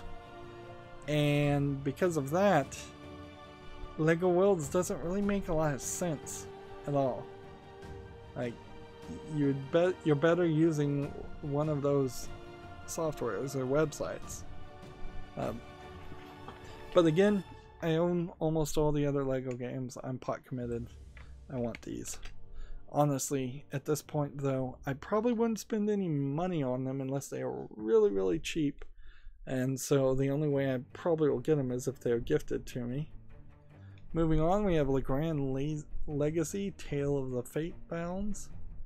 This is an RPG, JRPG, from some Developers I do not recognize. It feels like this might be like a Korean game. It came out in 2018. It's mostly positive,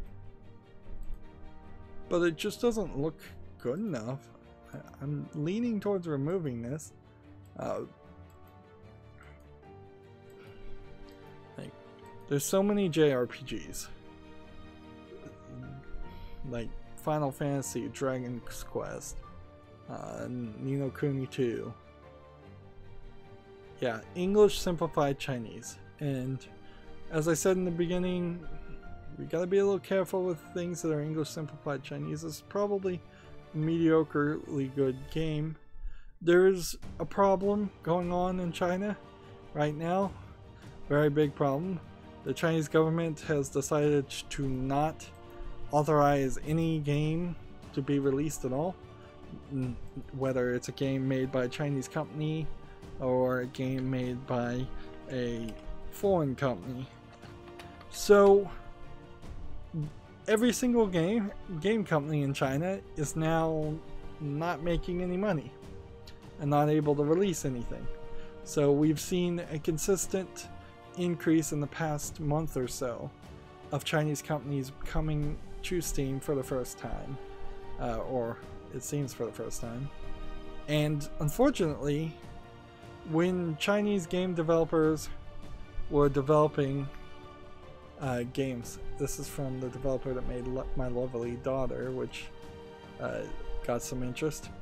But to finish my thought, when Chinese developers were making games in China, they generally were getting advantages and not having to compete on the world market. Like, it was illegal in China to sell a game if you're a foreigner without pairing up with a Chinese company and letting that Chinese company take some profit out of that and also look at your source code. Thus, they could steal your source code and steal your game, basically, which happened a lot as far as what I've heard. So I'm gonna take this off the wish list. So yeah, there's, now that these Chinese companies are coming to Steam, they're having to compete against everybody else, and often their games are very bad. Sometimes their games are only mediocrely bad. This would be one of those. Let's see, Lost Castle is a, I think, multiplayer only game. Let's see, very positive roguelike multiplayer game. This doesn't look bad.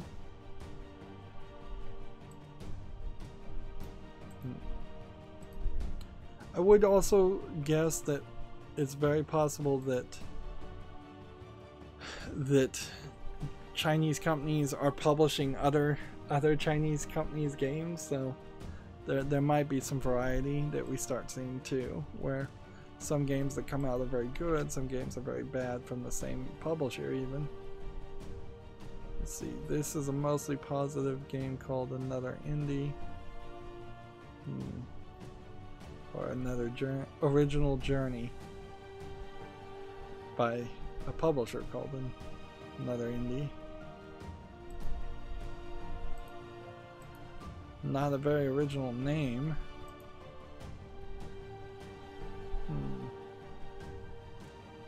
75% positive. Do I want to add this to the wish list? I'm having a hard time telling here whether this sepia tone animation style is something or if it's just hiding the fact that this is a pretty generic game.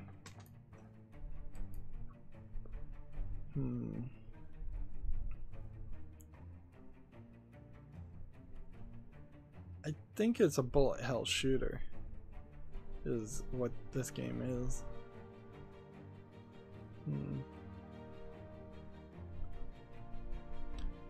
Wasn't worth it. You place a random level each time, and each level takes 15 to 30 seconds to complete. So yeah. So also, gotta be careful even when games like these are listed, because there's just a lot of people that would rate a game good even though that it isn't.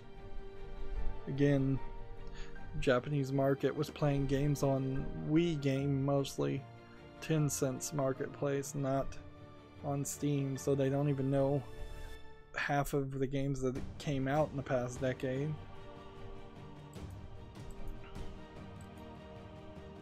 So we have a positive, 94% positive game called Magic Cat.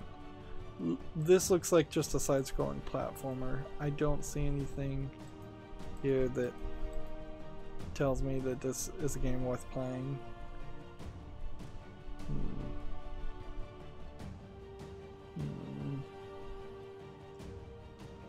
And see, I'm kind of conflicted because I say I want a Super Mario Bros. Clone. This looks like a Super Mario Bros. Clone, but it doesn't look that good.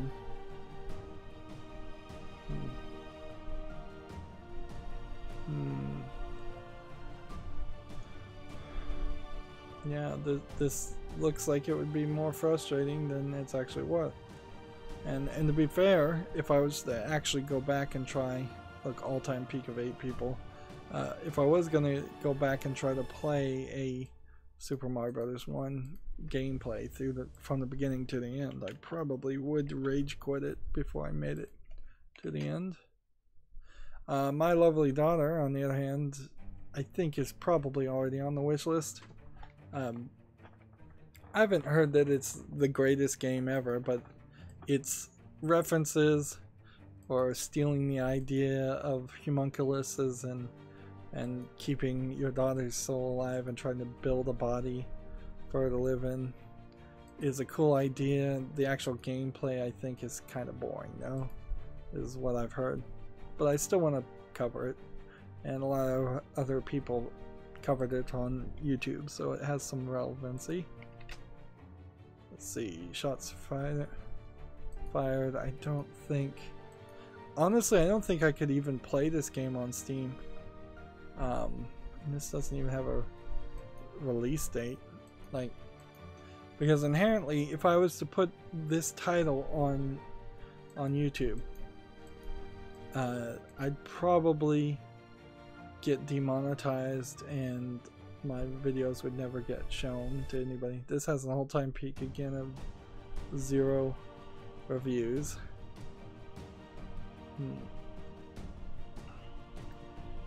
An assassination simulator by Fever Dreams Pop Culture and Point and Click Adventures.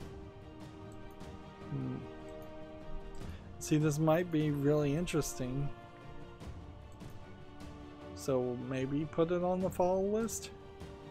I'll be exceedingly generous and put this on the follow list, but honestly, I could never cover it. Like, the name alone in the title would be a problem. Next we have Sinner, Sacrifice for Redemption. We're not on the S's, so clearly I've just opened a bunch of games to look at. 15 user reviews, 66%. This one is brand new though, so I actually can just put this on the follow list too. Let's see. Moving forward, back to the L's, we have Leisure Suit Larry and the Land of the Land Lizards Reloaded. I believe this game is not actually available for purchase anymore. So specifically, I have to ask people's help on this one. If anybody has a key to this game, I would love to own it. It's rated 80% positive when it came out, but something happened there. It was either a license or a legal issue, or the quality was just not up to the developers' level of quality or something, but you just cannot buy this game on Steam, which is crazy. Let's see.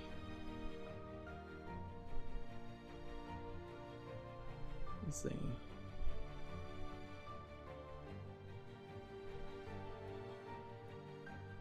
See, limited locations, gambling mechanics, and heavy backtracking. Now the good news is this was a Kickstarter game, and so it probably was delivered via Kickstarter, and once they'd fulfilled it on Kickstarter, they decided to take it down. The good news is there is another Leisure Suit Larry game in development, but it kind of sucks that that would happen. Moving forward, we have Limia. I guess we could put this at the top of the wish list, but there's literally no way to buy it. You'd have to find somebody with a Steam key. And then when you can't buy a game, and even if it's a relatively new game, what do you do then? Like, you pirate it. That's your only option if you want to play that game. Like you got nothing better you can do. So, moving on, we have a game called Limia. Let's see, 86% positive. First person adventure action. Surreal physical world driven voxel world. Voxels. I just kind of roll my eyes at voxels every time, but in all honesty, this doesn't look terrible. This feels like this is a game where I might be being a little naive, looking at all the parkouring and running and jumping, because the controls could be awful, and a very good chance they are awful when you see that level of running and jumping, and I'm not sure why the character is running and jumping, because that doesn't make a lot of sense. Like, is this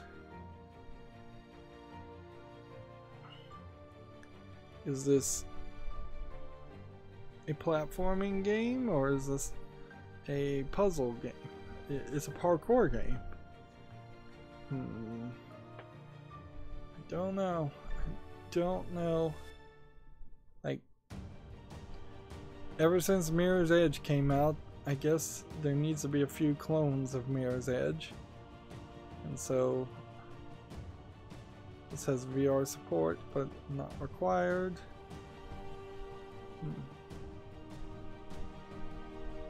Apparently. Let's look at some reviews.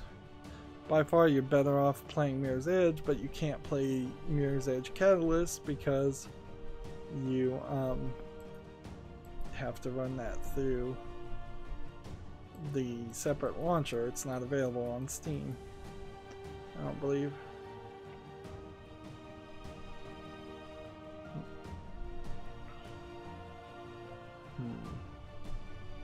Parkour game come walking simulator.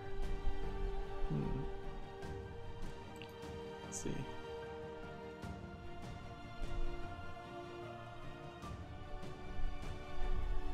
Yeah, that review doesn't look too bad. So, yeah, I'll leave Lima. 4 to 6 hours, it seems, of gameplay. That might be a little too much for parkour, though. Let's move forward. Next we have Leo's Fortune HD, a platformer puzzle platformer. See how the gameplay looks in this. E for everyone, always nice to see an E for everyone game.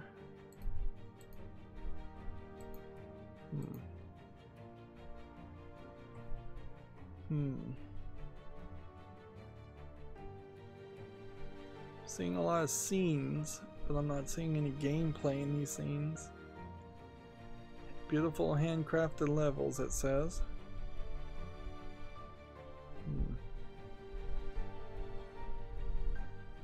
This might be a slow enough game for this concept that I'd be willing to play it. Sometimes these kind of games require too much movement too fast, and then it turns into a nightmare scenario where you're stuck at one difficulty spike point. 90% positive tells me this should stay on the wish list. 2 to 4 hours of gameplay.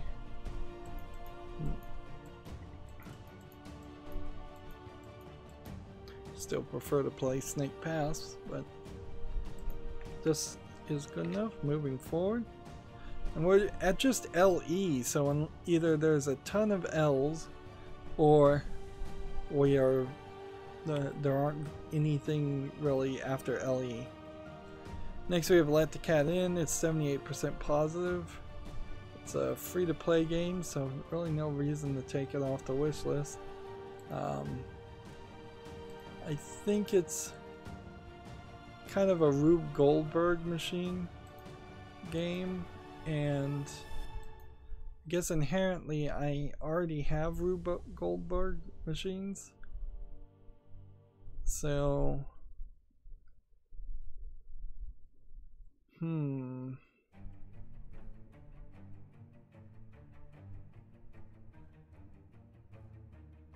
let's see.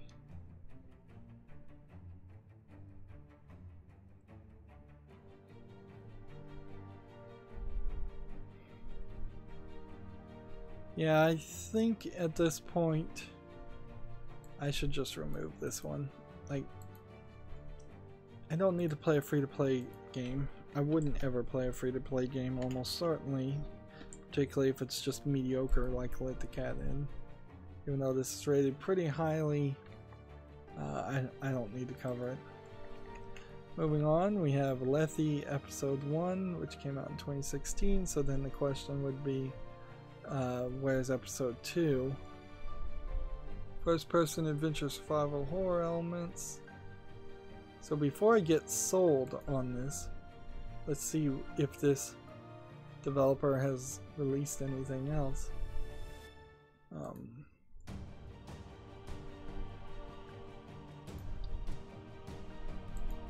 Yeah, at best I can put this on the follow list and not make a decision.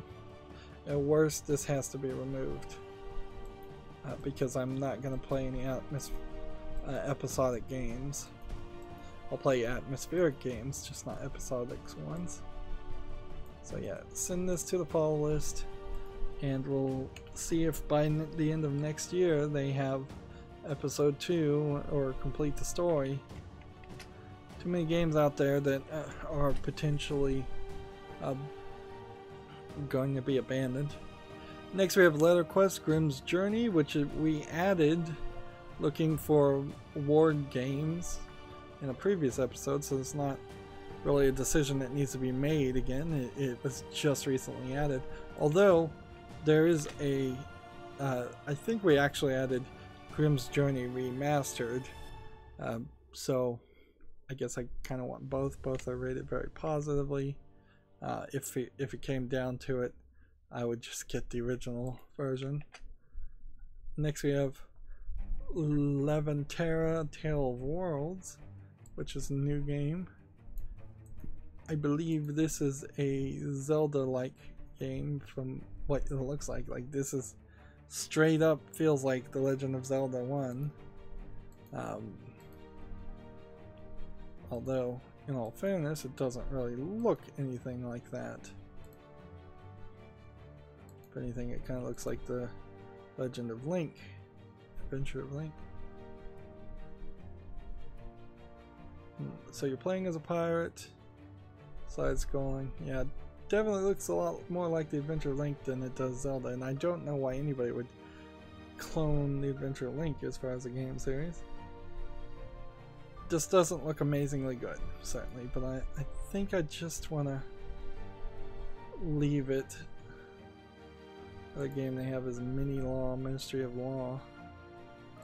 What does this look like? Looks like nothing. Nothing really interesting. Even though it's 90% positive. And Do I really need to put this on the wish list though, just because it's positive?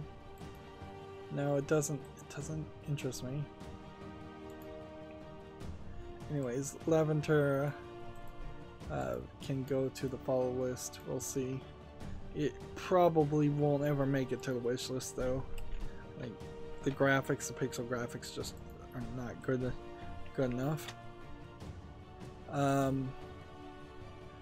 Next we have Leviathan, The Last Day of the Decade, which is a visual novel. Rated very positive, 80% positive. This looks like this is just asset flip visual graphics. This is from a developer and publisher I've never heard of. This is $14.99. It's in English, German, and Russian, which is a little suspicious. I have a ton of visual novel games on the list, and while this might be a slightly weirder one, it kind of feels more like a hidden object game than a visual novel. It does look a little different, but I don't think so. I don't think this would be one of the top 10 visual novel games I'd want to play. Also, it doesn't really feel like a visual novel at all, so there's problems there. Let's see. There's a continuation of it that's mixed reviewed if we want more information. So 54%, and this doesn't look anything like the previous game we just played, and yet it's under the same name. Yeah. So that can leave the wish list. I'm a little surprised that it was on the wish list. There certainly have been days where I've let my standards slip and put some pretty bad games on there.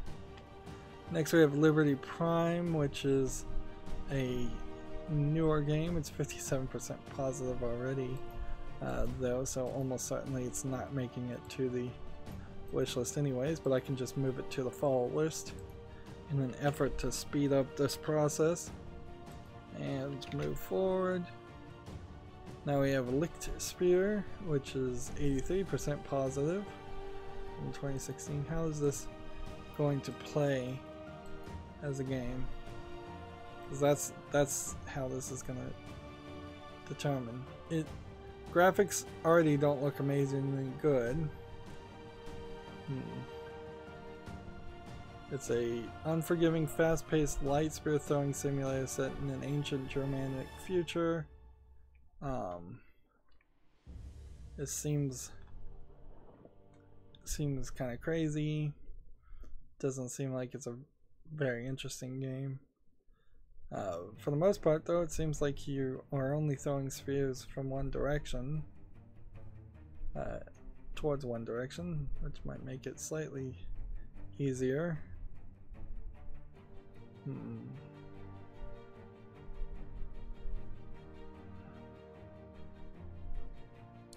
Nah, I just don't see anything here that feels like this would make a complete edition, a complete game. It feels like it really is just going to be a waste of time if I were to play it.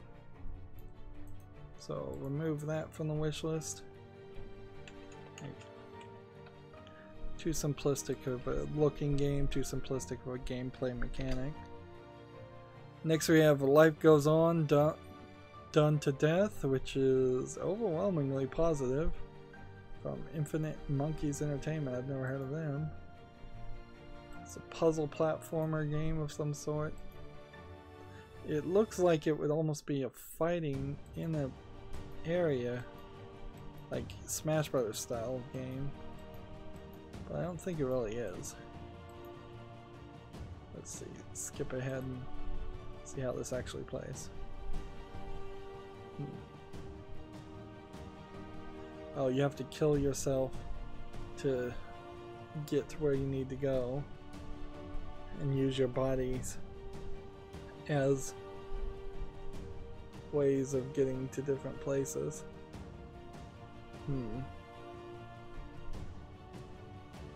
Interesting. So that seems pretty interesting as far as the game goes. I'll actually put this at the top of the wish list.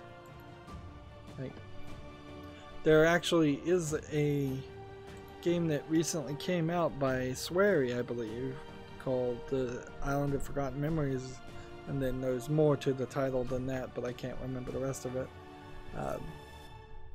That would play somewhat similar to this, although less cutesy. Next we have Life is Strange Before the Storm. I didn't super love Life is Strange, but I would certainly be willing to cover it Before the Storm. It's just not a high priority, particularly now that Life is Strange 2 is out and there was a free Life is Strange, what was it? There's a free demo that was also important to play before Life is Strange 2 came out. So there's just a lot of game that you'd have to play.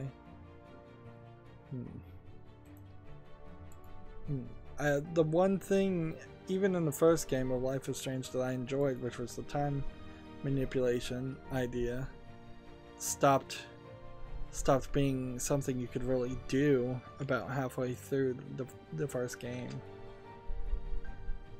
Moving on, we have Lifeless Planet Premiere Edition. This game is a little weird in that it half feels like it's a walking simulator, and it probably feels like it shouldn't be a game that I would want to play, but I've seen other people cover it, and it has a little bit of a story, so it's 78% positive. People kind of know that even though it is just a walking simulator, they did something slightly unique with it. So leave it on the wish list. Next we have Light Bar, which is a 2018 game, so I can just put that on the follow list. And then let's keep on moving. I'm hoping I'm actually rather close to the end, but I doubt I am. Next we have Lightfall, which again be helpful to see the gameplay mechanic if they're gonna really show it. This looks like one of these infinite runner games that you'd see a speedrunner play.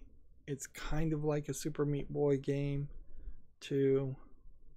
Like, I don't think I could actually play a game like this. It's just too demanding. Yeah, this feels too much like a Super Meat Boy game, and while other people might enjoy it quite a bit, for me it's just gonna lead to a rage quit, and I have to be true to myself and realize that. Let's see, we can see if this developer has made anything else and throw them a bone in that direction, but no, they haven't. Had they made a different game, I might have added that to the wish list instead. That really is one of the ways in which developers, if they diversify, could get more varied audiences. Next we have Lightfield Hyper Edition, which is a 2018 game, so again that can just be on the follow list, so we don't have to worry about that. Although I question whether this game really would be added to the wish list. Next we have Lightning Returns Final Fantasy 13, which is part of the Final Fantasy series, and certainly it is in the list of the 100 or so JRPGs that I'm gonna need to eventually make a decision and work my way down to like a more reasonable 20 JRPGs to play. Each of these games are big time commitments, 34 to 63 hours. Final Fantasy 13 of the Final Fantasy series is very possibly the one to play. it might also be 10, it might also be 7. I don't think there's much competition for anybody else, for any of the other series, though. But there are 2 other Final Fantasy 13 games. This is the 3rd concluding chapter of Final Fantasy 13, so you're talking 180 hours potentially of gameplay just to finish the story. Next we have Liminal, which is 21, mostly positive, 2018 game. So again, this I can just be put on the fall list since it's a brand new game, or less than a year old game to be more accurate. Next we have Limelight, which is very positive, 98% of 316 reviews. It says it's a puzzle adventure game.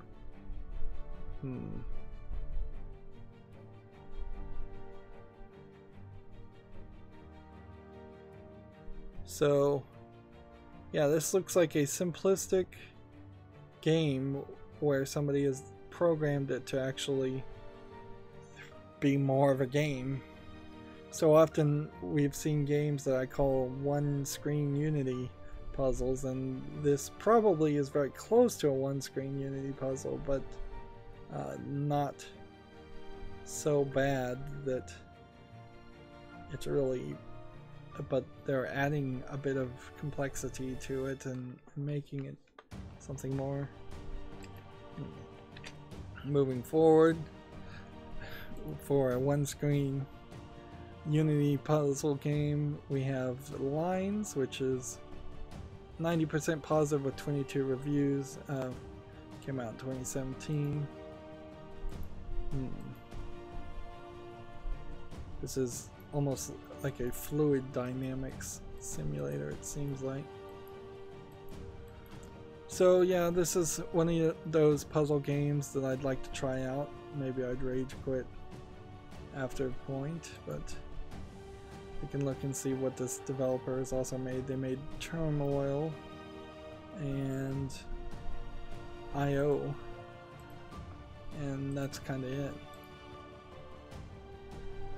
Team Racing League. So yeah, I'll leave Lines on the wish list.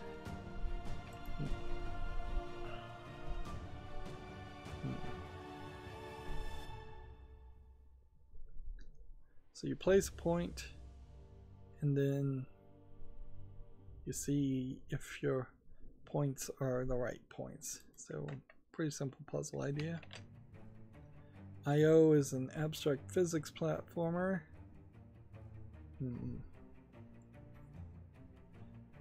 So you shrink and then increase your size.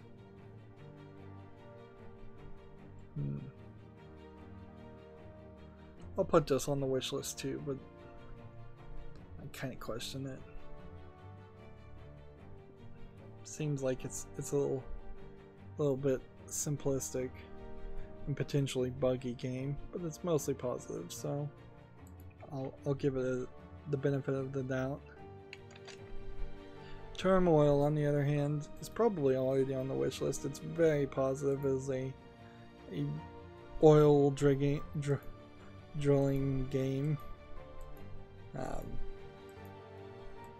don't know if there's really anything else to say about it. That you just put in kind of a long game at 9 hours. But yeah, you just put in the time and play the game and then you're done. Next we have Line X, which is very positive and probably a single screen Unity game, but I see no reason to remove it. And this is from a developer who's made Sudoku Killer and Sudoku Jigsaw and Big Journey and Nonogram and Sudoku Universe, Lines Infinite. You know what? I probably should remove these games just because of how many different copies of the same game that they're putting out on it. And then oddly a game called Sorry James for no reason. But yeah, I think I'll leave Line X on the wish list. 99 cents is not asking too much. Linux free, of course. I assume that the free version and the regular version are not the same. And then we have Line Way, which is another single screen Unity game. Minimalistic puzzles. Yeah, minimalistic being a tag that you probably don't want on your game. We also have a game called Delete. Let's see what that is. Oh, it's like a Minesweeper. Yeah, apparently it's a color Minesweeper style game. Alright, I'll try that. That looks unique enough. Next we have Lingering Fragrance, a tag sexual content and nudity. I assume it's a visual novel game. Let's see what it says down here. Yeah, all-time peak of 87 people. This is English and simplified Chinese, and generally visual novels that are in Chinese and not Japanese are particularly the ones I don't want to play. Even if I was going to play any of them.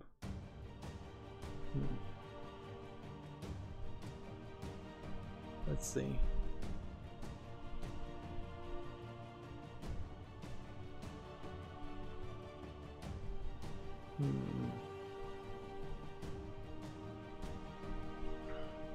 Three paths unlocked in the sequence. Yeah, I think this one can be removed because inherently I think what we're going to run into is this developer hasn't made anything else, and so it doesn't have relevancy there. This publisher hasn't published any names of any games that I recognize, so I know there's better visual novels out there. If we look under the Chinese name here, it's just all the same. So yeah, we can remove that one. Probably can remove quite a few of the visual novels. But honestly, let me take a moment to say, while we're doing the wishlist cleanup, this makes me look like a big old pervert. I say so lovingly. I always use that word lovingly.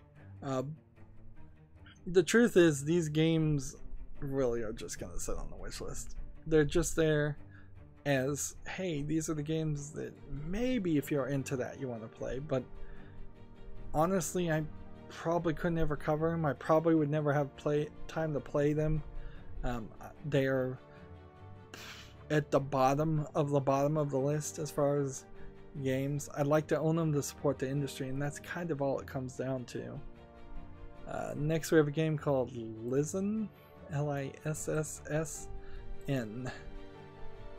Well, it's brand new, so this can go on the fall list.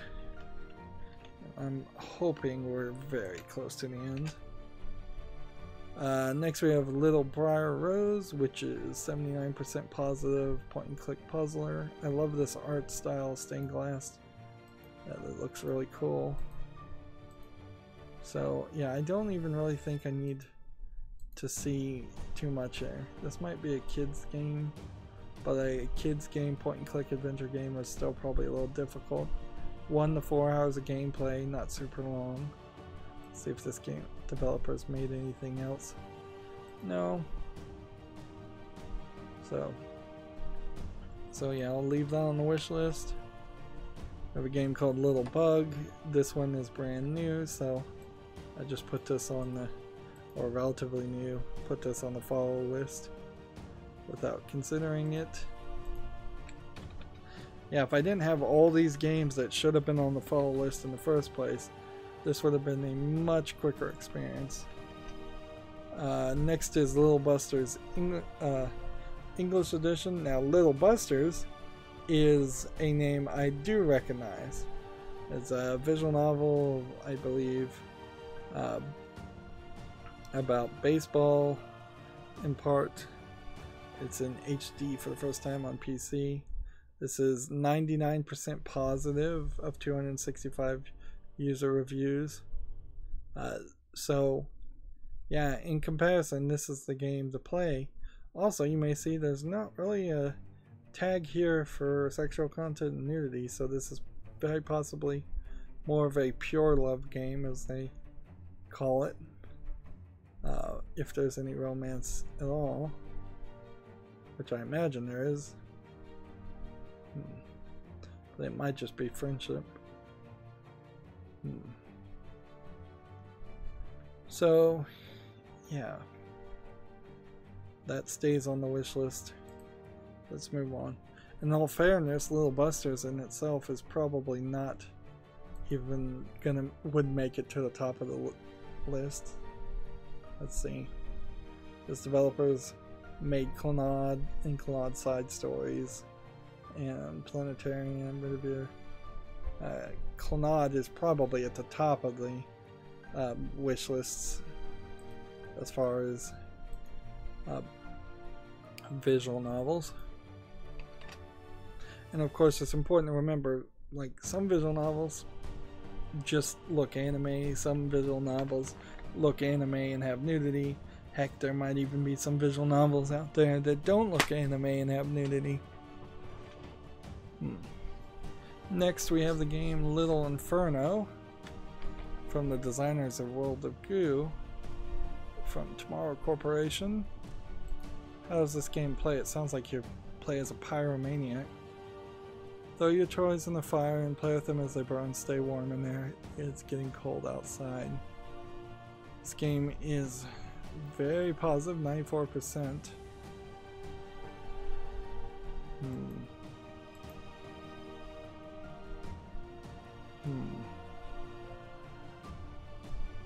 See, I don't know what this is. Is this a clicker?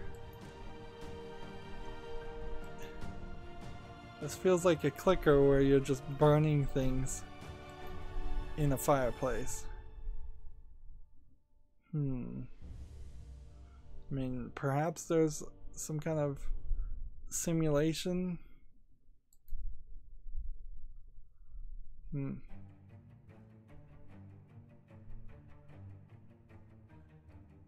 Yeah, this whole game looks like it's basically just a clicker.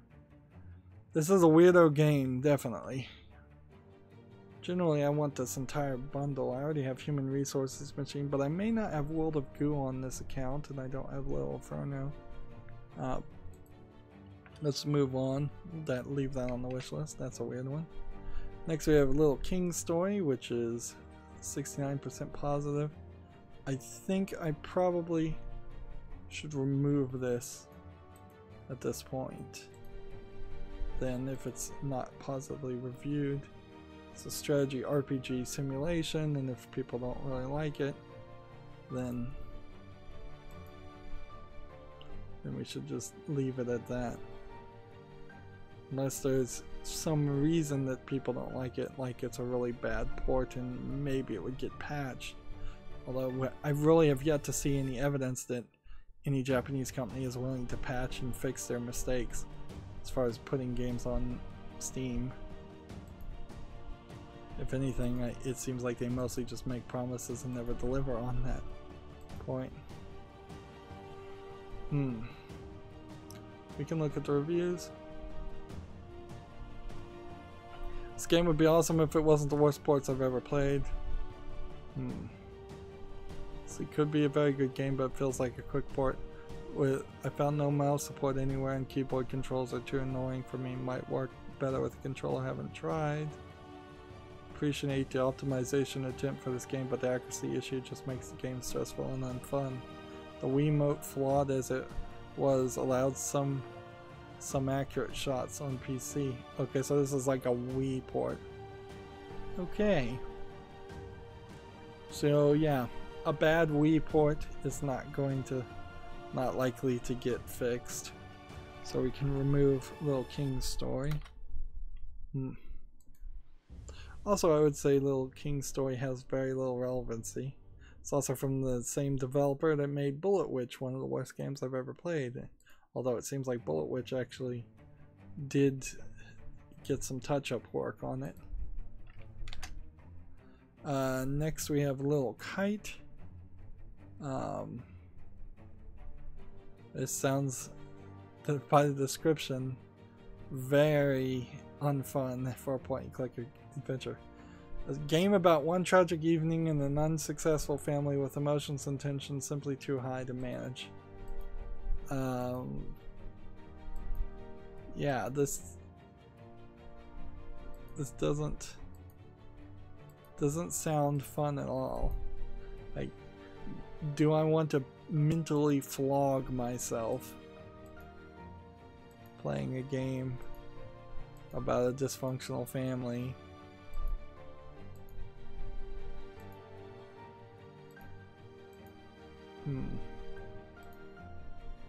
I'll go back here for a second. One of that sections looked a lot like the Cat Lady, but this isn't from the developer of the Cat Lady, and it was just somewhat similar. Although, to be fair, the Cat Lady is also a horrific, dysfunctional game. This might be a Halloween game in disguise for me. I could consider playing this on Halloween, getting down to the real trauma. Let's see if we can get a negative review.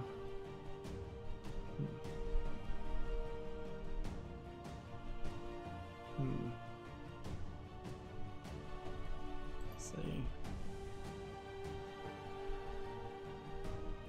Story that feels like it's barely there for a huge chunk of the short gameplay, the overcomplicated puzzles, broken English.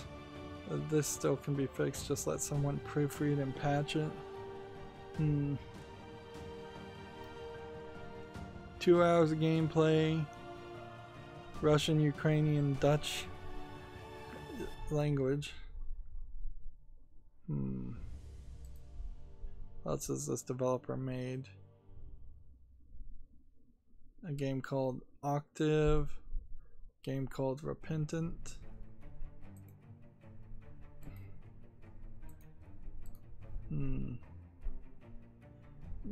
Definitely thinking about this.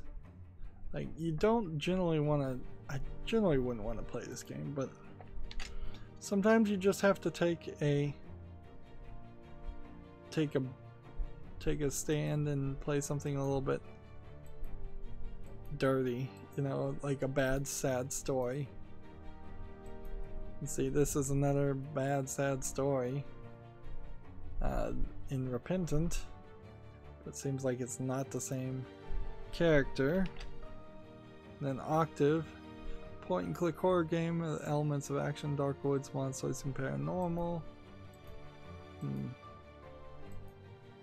See, I'd probably want to play this more because this looks a lot like the Cat Lady. You know what? I'm gonna let all three of these be on the wish list because I'm a sucker for point and click adventure games, and none of them are getting reviewed badly, even if they are doing controversial topics. Moving on, we have Little Nightmares, which is rated very positively, so I don't see any reason why I'd leave that or take this off the wish list. I'm still not 100% sure this actually is a good game because for some reason it was talked about a lot by the mainstream video game media, but they didn't really show a lot of gameplay footage. So I think it's probably a pretty short game of platforming. Yeah, 3 to 5 hours of what seems like just platforming. But I'm okay with that. I'm probably not okay with paying $20 for it, but I can wait for a sale. Next we have a game called Little Red Lie. This looks like an RPG Maker game. About death, family, and truth. About honesty. Yeah, this feels like it is just a RPG Maker game, and it doesn't look interesting, so I'm putting it on the list to remove. Yeah, there's nothing here that doesn't make it look like every other dozens of other RPG Maker games I've seen.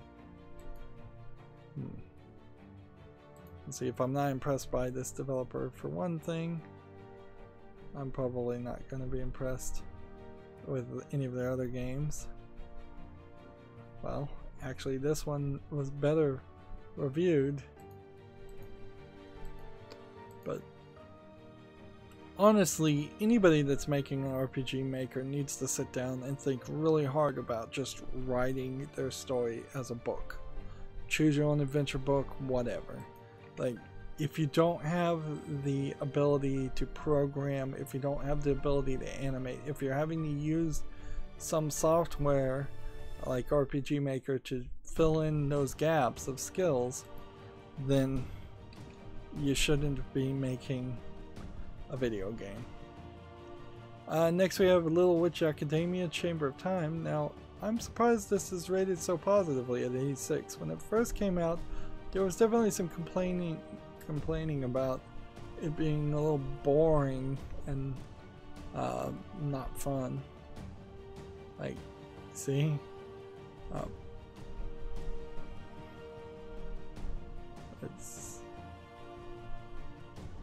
If you're a fan of the show, you'll probably enjoy the humor present and exclusive animated cutscenes created for the game, but the gameplay is sadly mediocre at best. Essentially, it's a side-scrolling beat-em-up with little thought put into it. Its dungeons and enemies and all the story events and quests occur as time events throughout the day, resulting in an awful lot of waiting around. I tried to give Chamber of Time a chance, but so little in the way of substance and rewarding gameplay, it just gets tedious before long. I can't recommend this one in good conscience. Stick to Dragon's Crown or pick up the D&D Chronicles of Mysteria collection instead if you want the same concept but a much better execution. Or if you must get Chamber of Time, wait until it's a very steep discount. Yep, that is what I heard too. 22 to 72 hours of gameplay and all-time peak of 199 people. So also really expensive. Even its historical low is still probably too expensive for this game. So if you don't know what Little Witch Academia is, it's a Netflix ambition to be an anime game. Like, in my mind, it's not really an anime, so take a look and see if you feel like it is from the visuals while I drink some water. You might also want to pause and take a break.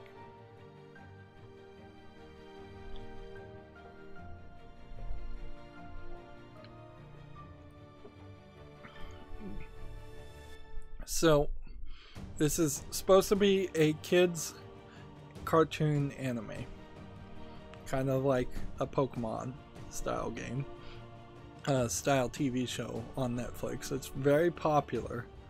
And so you would think Netflix, in its few efforts to make video games, would have funded it and made sure it was a good game. And they kind of didn't. They kind of just gave some money to Bandai Namco and Appalus Co. Limited. Now, the reason why I'd say it's not really an anime is because it's not really generated by a Japanese group of animators for a Japanese audience mainly. So that's how I kind of define anime.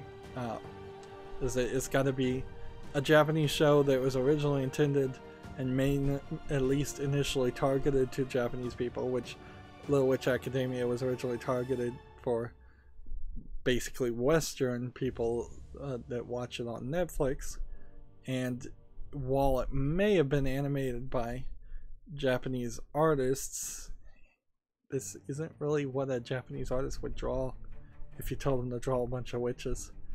We've seen so many anime characters in anime games, and nobody is in bland purple outfits that flow all the way below the knee and have like no frills or nothing to them.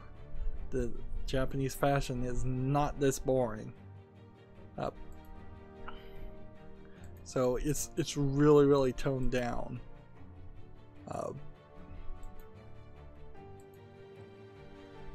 We could look at Appalus Co-Limited, but no, we can't because it just takes us to Bandai. So yeah, I'll leave it on the wish list, but I'd be very careful.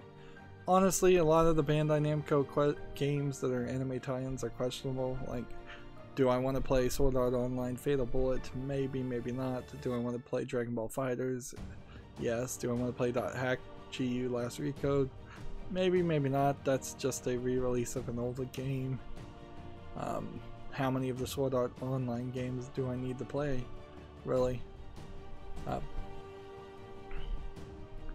Bandai Namco clearly has a lot of licenses, and so it gets down to which, if any, of their games I want to play.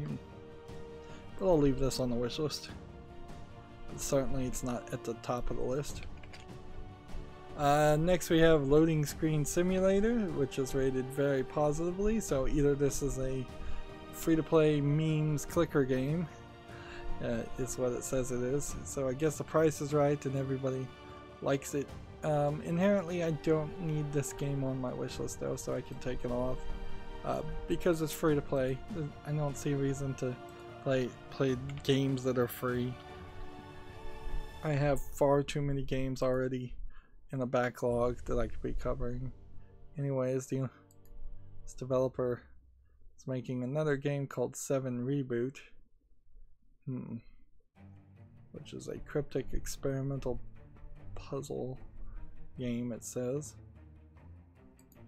I cannot tell what it is, but it doesn't look that interesting. So, moving on to the next game, we have Lobotomy Corporation Monster Management Simulation, which is a weird game. It looks kind of like it's a visual novel, but I don't think it really is. It looks kind of like it's a platformer, but I don't think it really is. It says it's a roguelite simulation game inspired by monsters from the game and movies such as SCP, Foundation, Cabin in the Woods, and Warehouse 13. One disaster will cause another and it will lead to everything in the chaos. Manage and survive.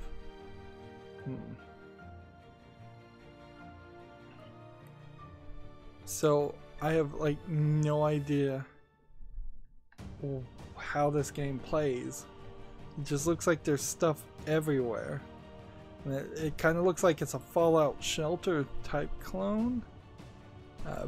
But the monsters break out and you're trying to defeat the monsters? This game looks so weird, I've got to keep it on the wish list. Although it's $25, that's asking quite a bit.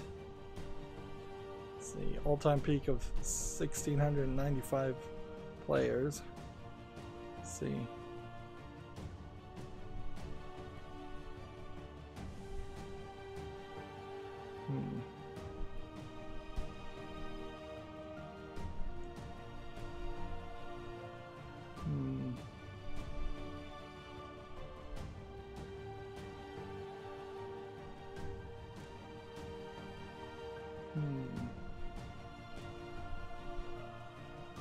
So, what else has this developer made? Guess nothing. Alright, I'm trying to read reviews. Sorry I went quiet there. Okay, well, we'll leave this on the wish list. I don't think I want to inherently put it to the top of the wish list though. Next we have Logic Bots, which is 81% positive. Design and build and wire unique robots. There's a couple of these games. These feel like mostly programming educational games. This might not be really the best one ever, but I think I'll leave it. $19.99 is asking a lot for what I'm seeing here, but I'll leave it, yeah. So my standards still aren't very high, clearly, because I'm still letting a lot of games that had I more time, I'd agonize over more and make an actual decision. Let's see. Lone Survival, the director's cut. In this original and adult psychological horror, the masked protagonist must escape from a city ravaged by disease by any means necessary. Let's see how this plays. So, horror, survival horror game. Skip the intros.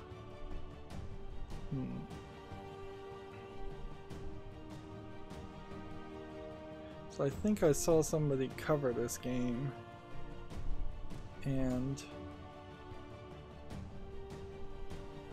maybe it's good, maybe it's not. I guess people are 88% positive about it. This developer hasn't made anything else. This publisher hasn't published anything else.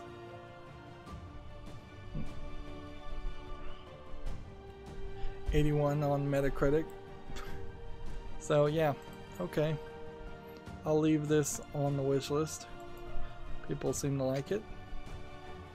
Next we have Long Live the Queen, which feels a lot like it's something like Princess Maker, but it's a visual novel instead. It's overwhelmingly positive at 95%. So you play as the queen, you make decisions.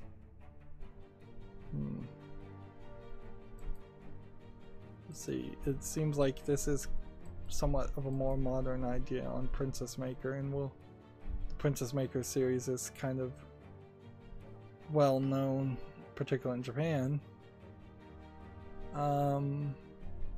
4 to 15 hours, 67 on Metacritic. I don't think we'll find too much. Yeah, there's not even a negative review here to see. So you have a very well reviewed visual novel. This is one of the ones to leave on. But you may also take note that here we've got some other games. Apparently this publisher developer is going for more of a Western style on this mostly positive one. This mostly positive visual novel, and then it's going for more of an anime style here. And Black Closet is already on the wish list. Confines of the Crowns. I might look at some of these other games and see if they're on the wish list. But I'm not going to do it right now, just because some of these are tagged with nudity and sexual content. The newer one in particular. Moving on. Hopefully we're close. We have a game called Loop, a tranquil puzzle game. It's a one-screen Unity puzzle game where you spin things and try to solve the puzzle. Here, we'll skip to a part where you can see actual gameplay. You're moving things around to make loops. Kind of interesting idea. I think I've seen real-world versions of this game. Has this developer developed anything else? Nope. And this was in 2015, so if he was gonna make Loop 2, he's got about a year.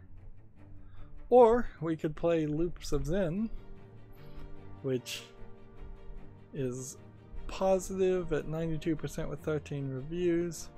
Not a lot of reviews here, but again, pretty simplistic game. This one is better animated as far as the background and the 3D and the flipping animations.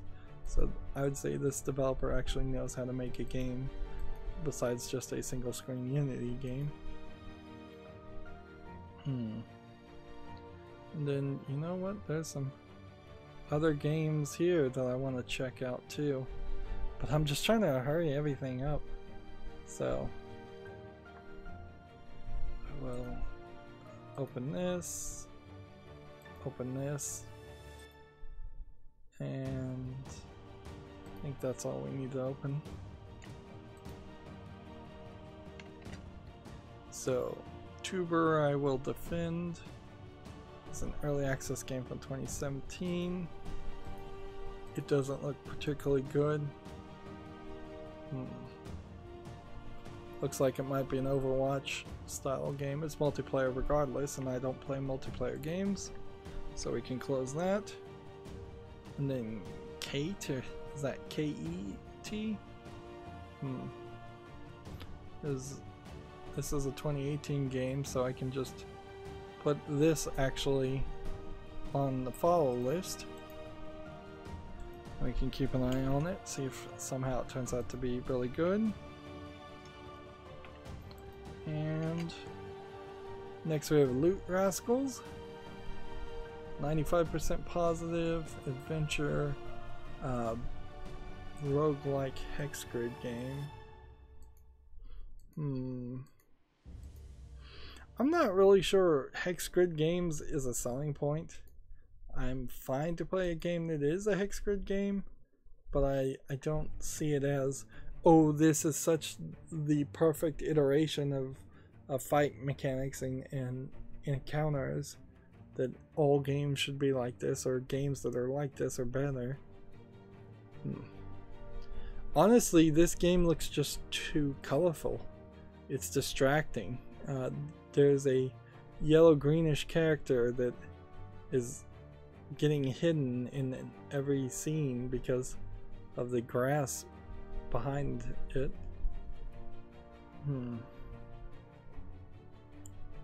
Yeah, I don't think I would play this. And the developer doesn't have anything else to offer. So yeah, I'm gonna remove Loot Rascals. If it is some hidden gem, somebody would have to tell me about it. Like, even though a lot of people do seem to like it, just visually it looks like it's just at best a generic RPG. We have Lord of the Rings War in the North, which it's questionable how many, if any, Lord of the Rings games really need to be covered.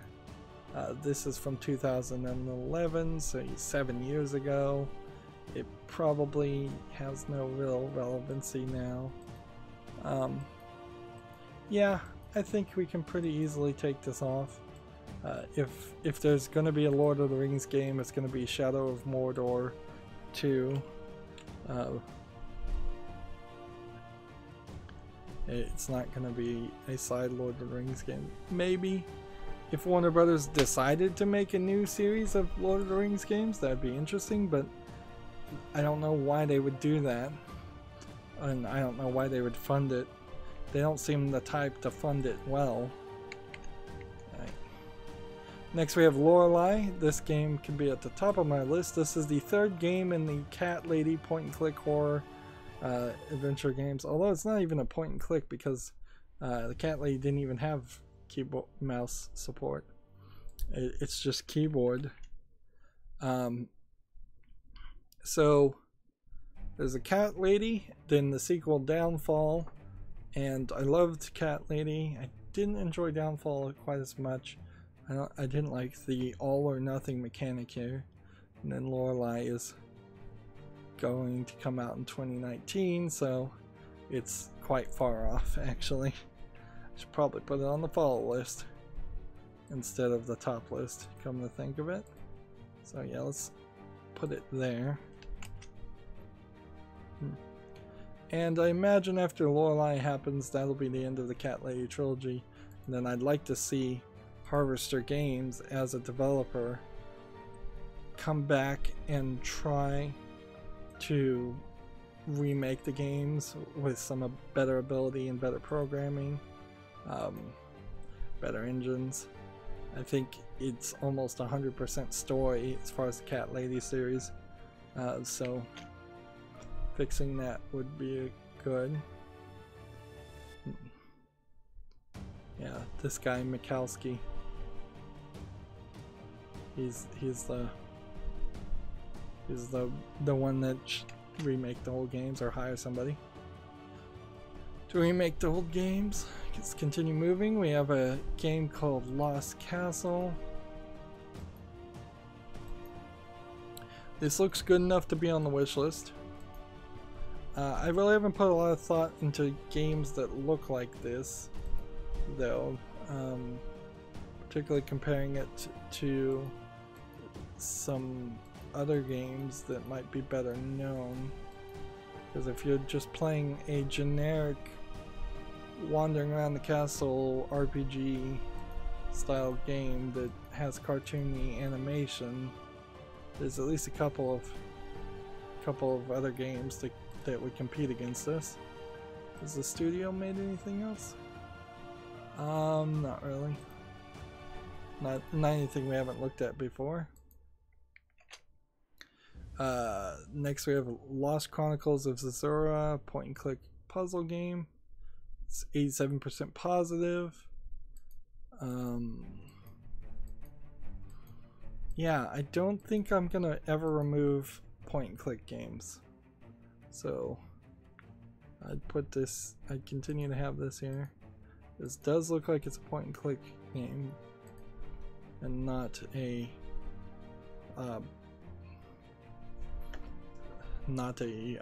hidden object game.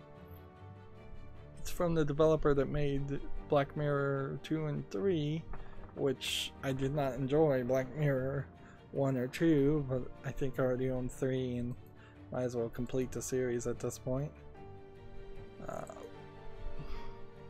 It's from a publisher who published a bunch of stuff. Yeah, we've already looked at this publisher, Viva Media. So yeah, leave that on the wish list. Now we have Lost Cities. This is mostly negative. I can easily and quickly bow to the crowd on this one and remove it. Now this is a new game, so theoretically I should put it on the follow list. See, apparently it's just programmed badly.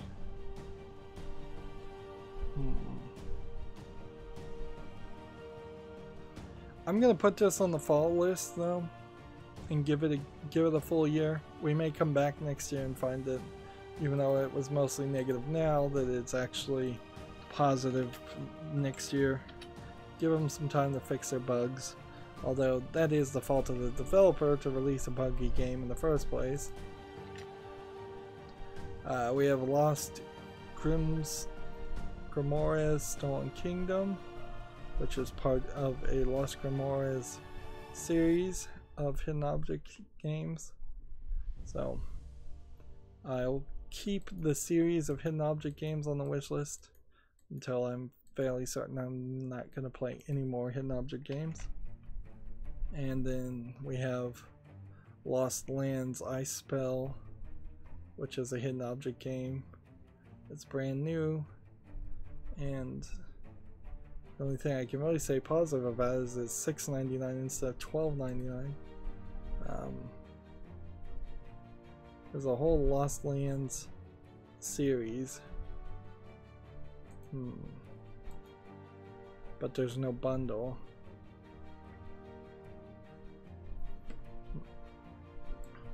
I guess we put this on the follow list. Otherwise, the follow list very possibly will have no no hidden object games at all. Lost Lands Mahjong. It's a completely different type of game, mostly positive. Looks like it's mostly mini games.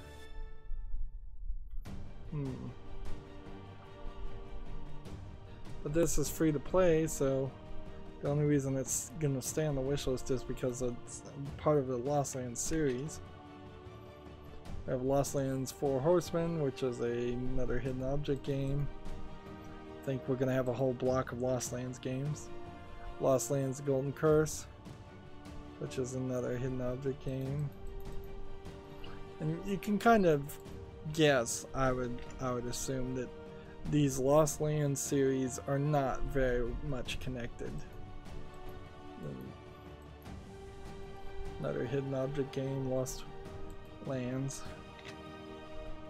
Moving on, we have Lost Sphere, and this is a turn-based JRPG with mixed reviews, 72 mixed reviews. Let's see what the complaints are about this one.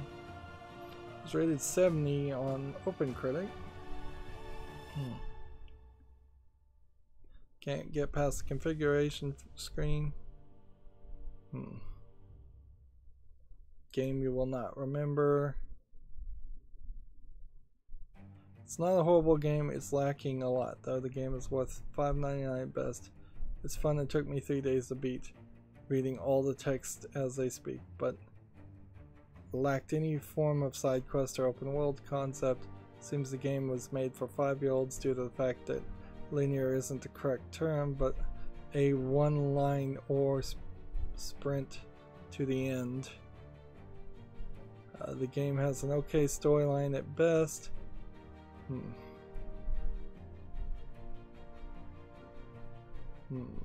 Technical issues.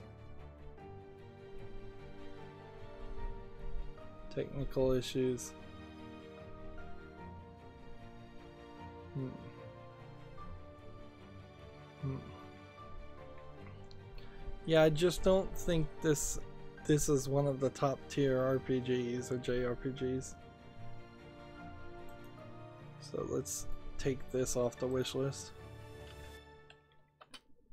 See what else they've developed though. This just takes me to Square Enix as developer page. Alright, well, moving forward, we have a game called Lost Winds, which is an action platformer, and this may be the last game. If we're really, really lucky. 86% positive. I'll leave this one on the wish list. I believe this developer has published Lost Winds and Lost Winds 2, and I think I may have just added those games to the wish list in the last recording even. Lost Winds 2 is 84% positive too. Next we have Love at First Sight, which is a visual novel with a Cyclops monster girl, so it's got a kind of a unique twist to it. It's 94% positive. Every now and then you run into Japanese students that, well, Japanese stories that are just weird. And this is definitely one of those. Let's see.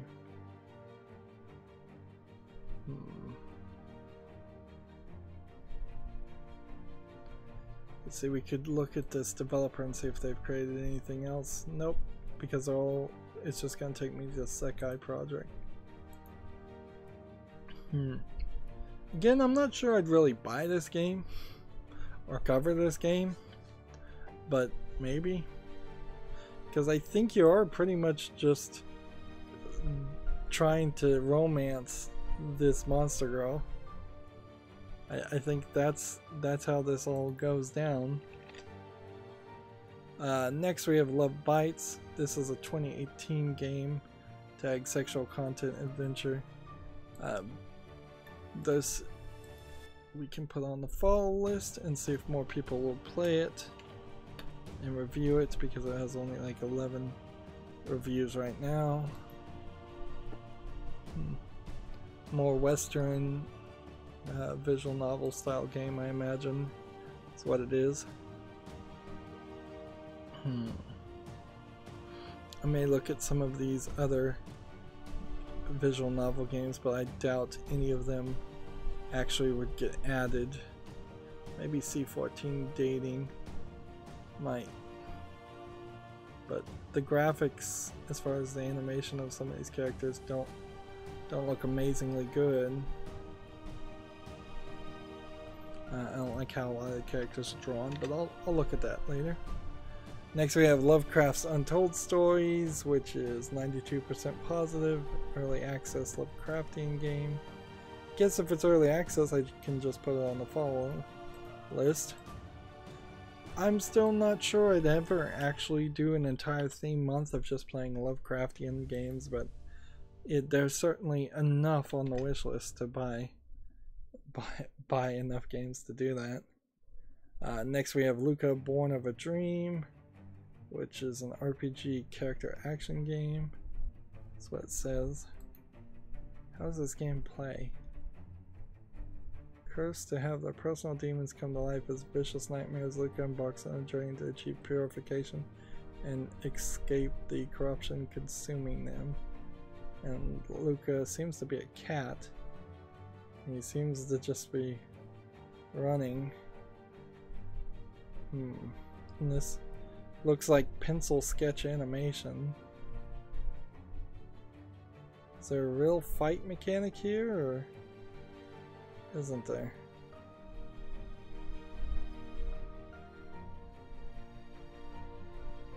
I don't know if this is an animation style I really want to deal with, but I think I'm willing to leave it on the wish list and think about it.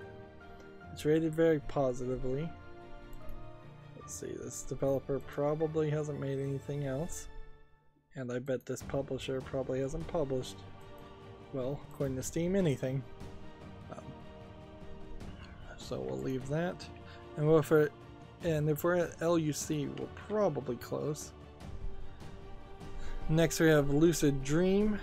Let's see, how does this game play? It's 2D indie adventure game. I don't remember this game, and that seems weird because this strikes me as both a weirdo horrific game and a slight tinge of Alice in Wonderland element. So this one is 20%, 25 reviews, 88% positive, so it's brand new. That's why I don't remember this. And so we'll leave it on the wish list. I don't think that there's really anything that needs to be done or said. Different trailers.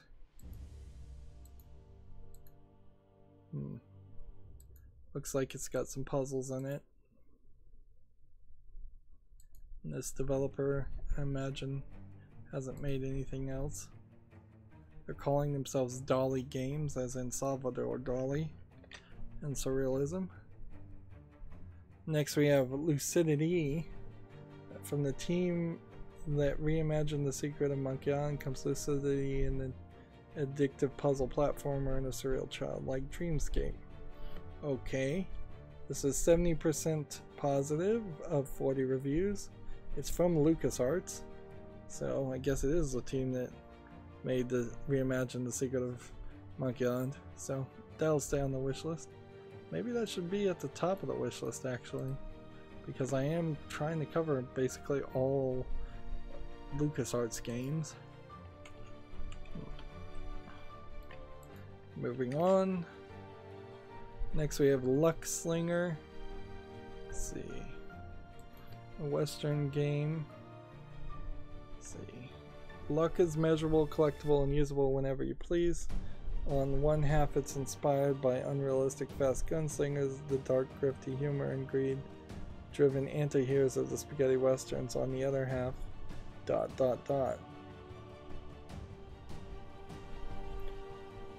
So, I don't know about this one. This looks like MS Paint level graphics with the pixel arts. I'm not sure I want to play this.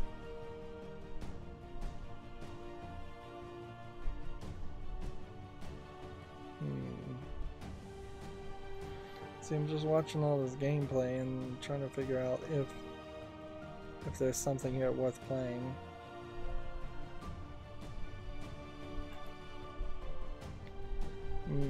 I don't think there is. Like, I might be rejecting a hidden gem here, but no. I think I'm safe enough to remove this from the wish list. It's just not visually appealing enough.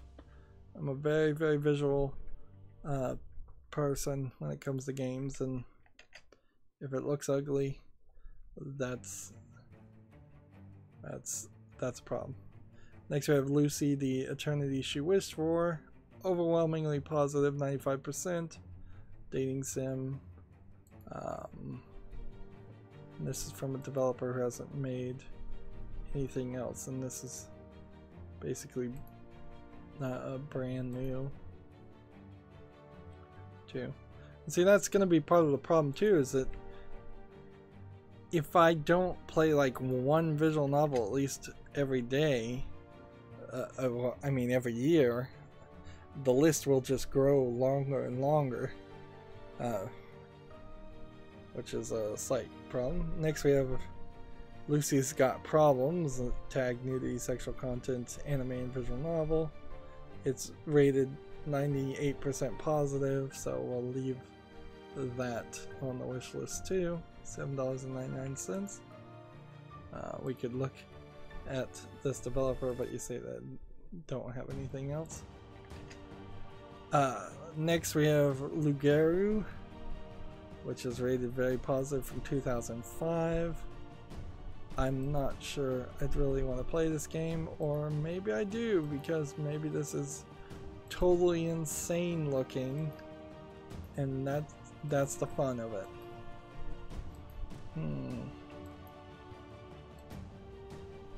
Well, I certainly wouldn't put this at the top of the list. It's a parkour martial arts beat 'em up game where you're playing as rabbits. And it's from the developer that made Overgrowth, so I could see potentially playing this for 30 minutes to show this off, and then playing this to show where they got 7 years later. So, see, Overgrowth is a parkour martial arts sandbox game now that's been massively overhauled in the graphics department at the very least. Seems also you would kind of wonder if this developer is a little bit obsessed with rabbits that can do kung fu. The other option is Receiver. This is a game that was made at like a game jam in 7 days. It's you have a handgun, but you have to, I think, find the bullets to shoot, and you have very limited bullets.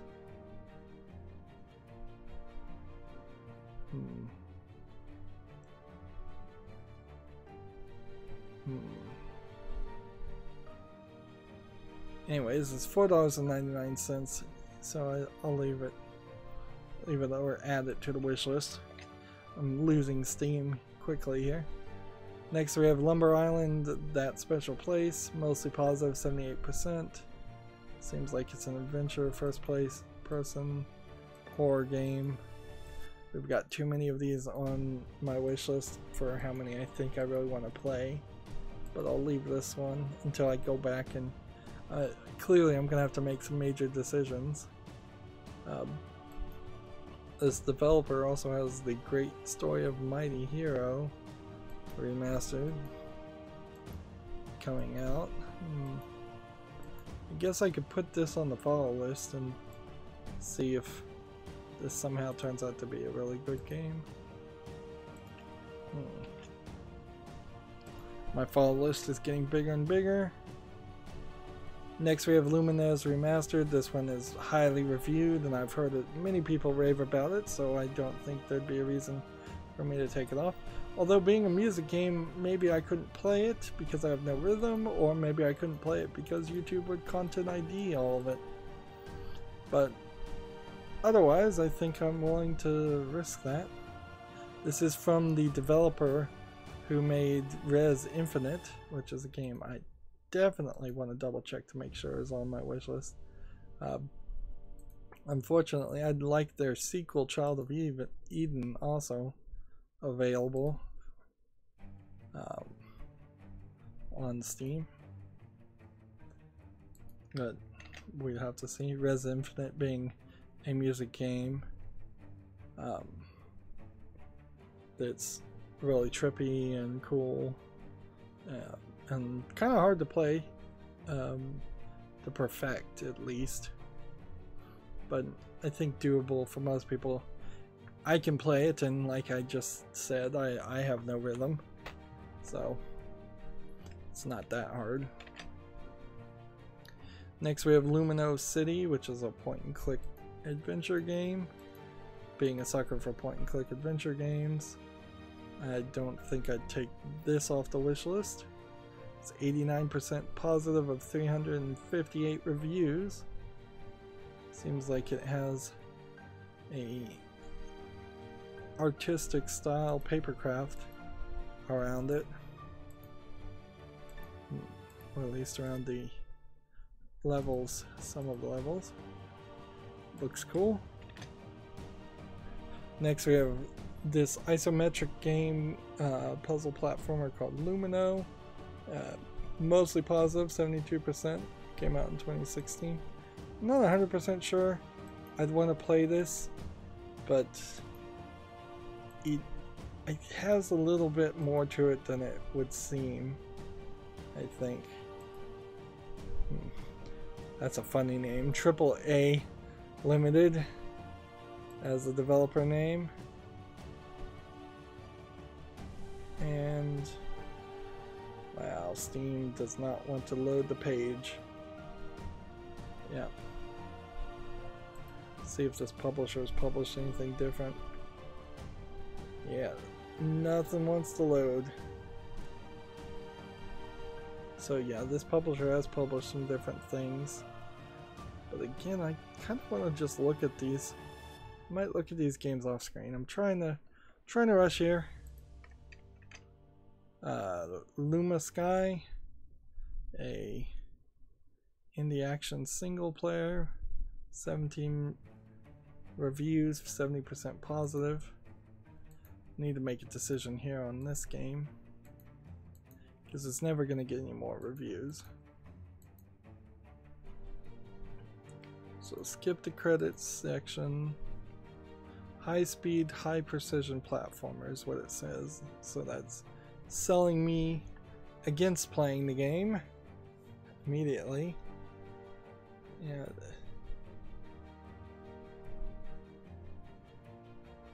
It seems almost like a Sonic clone and would have the traditional problems with Sonic games in which you don't ever know what is coming in front of you.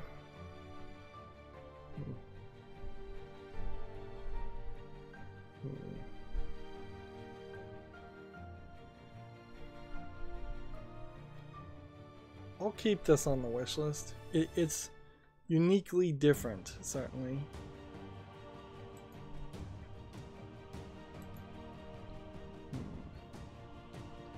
I think this publisher, Kiss Limited, has published some other games. I'm not sure that they're particularly recognizable games. Yeah, it seems like it's mostly pretty generic and a lot of mixed and negative reviewed games, so it's hardly in good company. But I'll leave Luna Sky on the wish list, being very generous.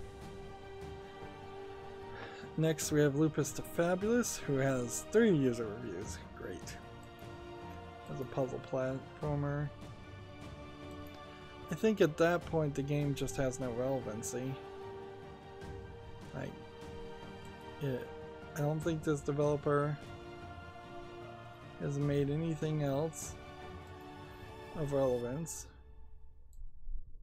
Nobody has played this, and it's been out since 2017. Yeah, so I'm gonna remove this game. It's not Lupus the Fabulous, man. It's Lupus Infabula.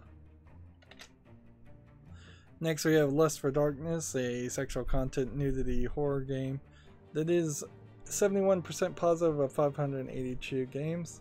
And I really do have to scroll down here to not show anything. A lot of nudity and just generic perverse things in this game. That's what it's selling itself on. Also some Lovecraftian elements. If that's your deal, I think you'll be very, very satisfied with Lust for Darkness. I'd love to have the game, but it definitely is not a game that would be worth covering in the normal fashion, because there'd be way too much editing. This is basically a combination of a Lovecraftian story and the one scene that Eyes Wide Shut is known for. And this is a very recent game. And oddly, it was slightly covered and then forgotten about, whereas Agony, which turned out to be a pretty bad game in overall, got way more coverage, and both of them were coming out at the same time. So I'm not sure why Lust for Darkness was left with less press, particularly since Agony was a much worse game. Moving forward, we have Lydia, a 90% positive of 263 games. Award-winning visual novel about a little girl in a world of adults. Can you find a monster you can't see? Story rich. Sounds like a dark story. Potentially. But yeah, I'll leave this on the wish list. People like it. Man, I wouldn't want to play 2 psychological horror point and click games, which is probably what this is. It's an adventure game of some sort. I wouldn't want to play 2 at the same Halloween month though, so I'd probably want to pick just one.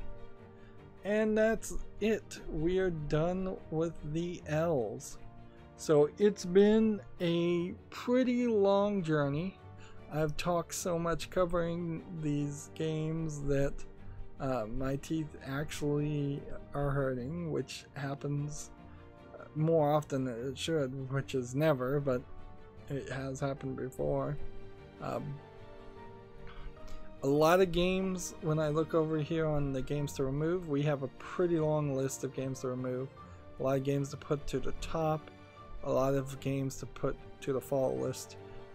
So there will be quite a bit of cleanup that gets done due to this effort. So while this may seem like a giant waste of time, it really isn't. We really are accomplishing something here, getting the system better. That being said, next time is M. M could be really long. I wouldn't be surprised if M, N is really long, then O is probably going to be pretty short.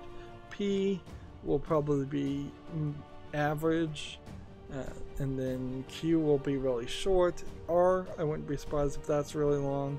S is probably going to be really long, and then T is going to be a nightmare in length.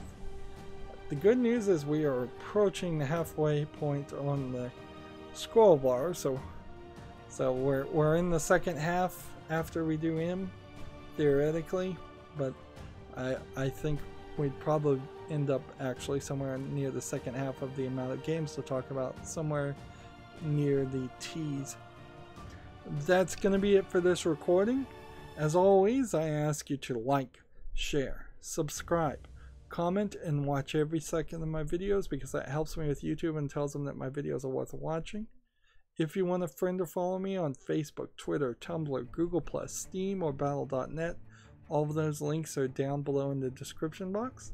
And if you want to support me, you could support me through Patreon, or you can friend me on Steam and gift me a game, whether it's a game off my wish list or just a game you'd like to see me cover, Or if you don't want to make a decision, you can gift gift cards. Thank you for watching. Have a good evening.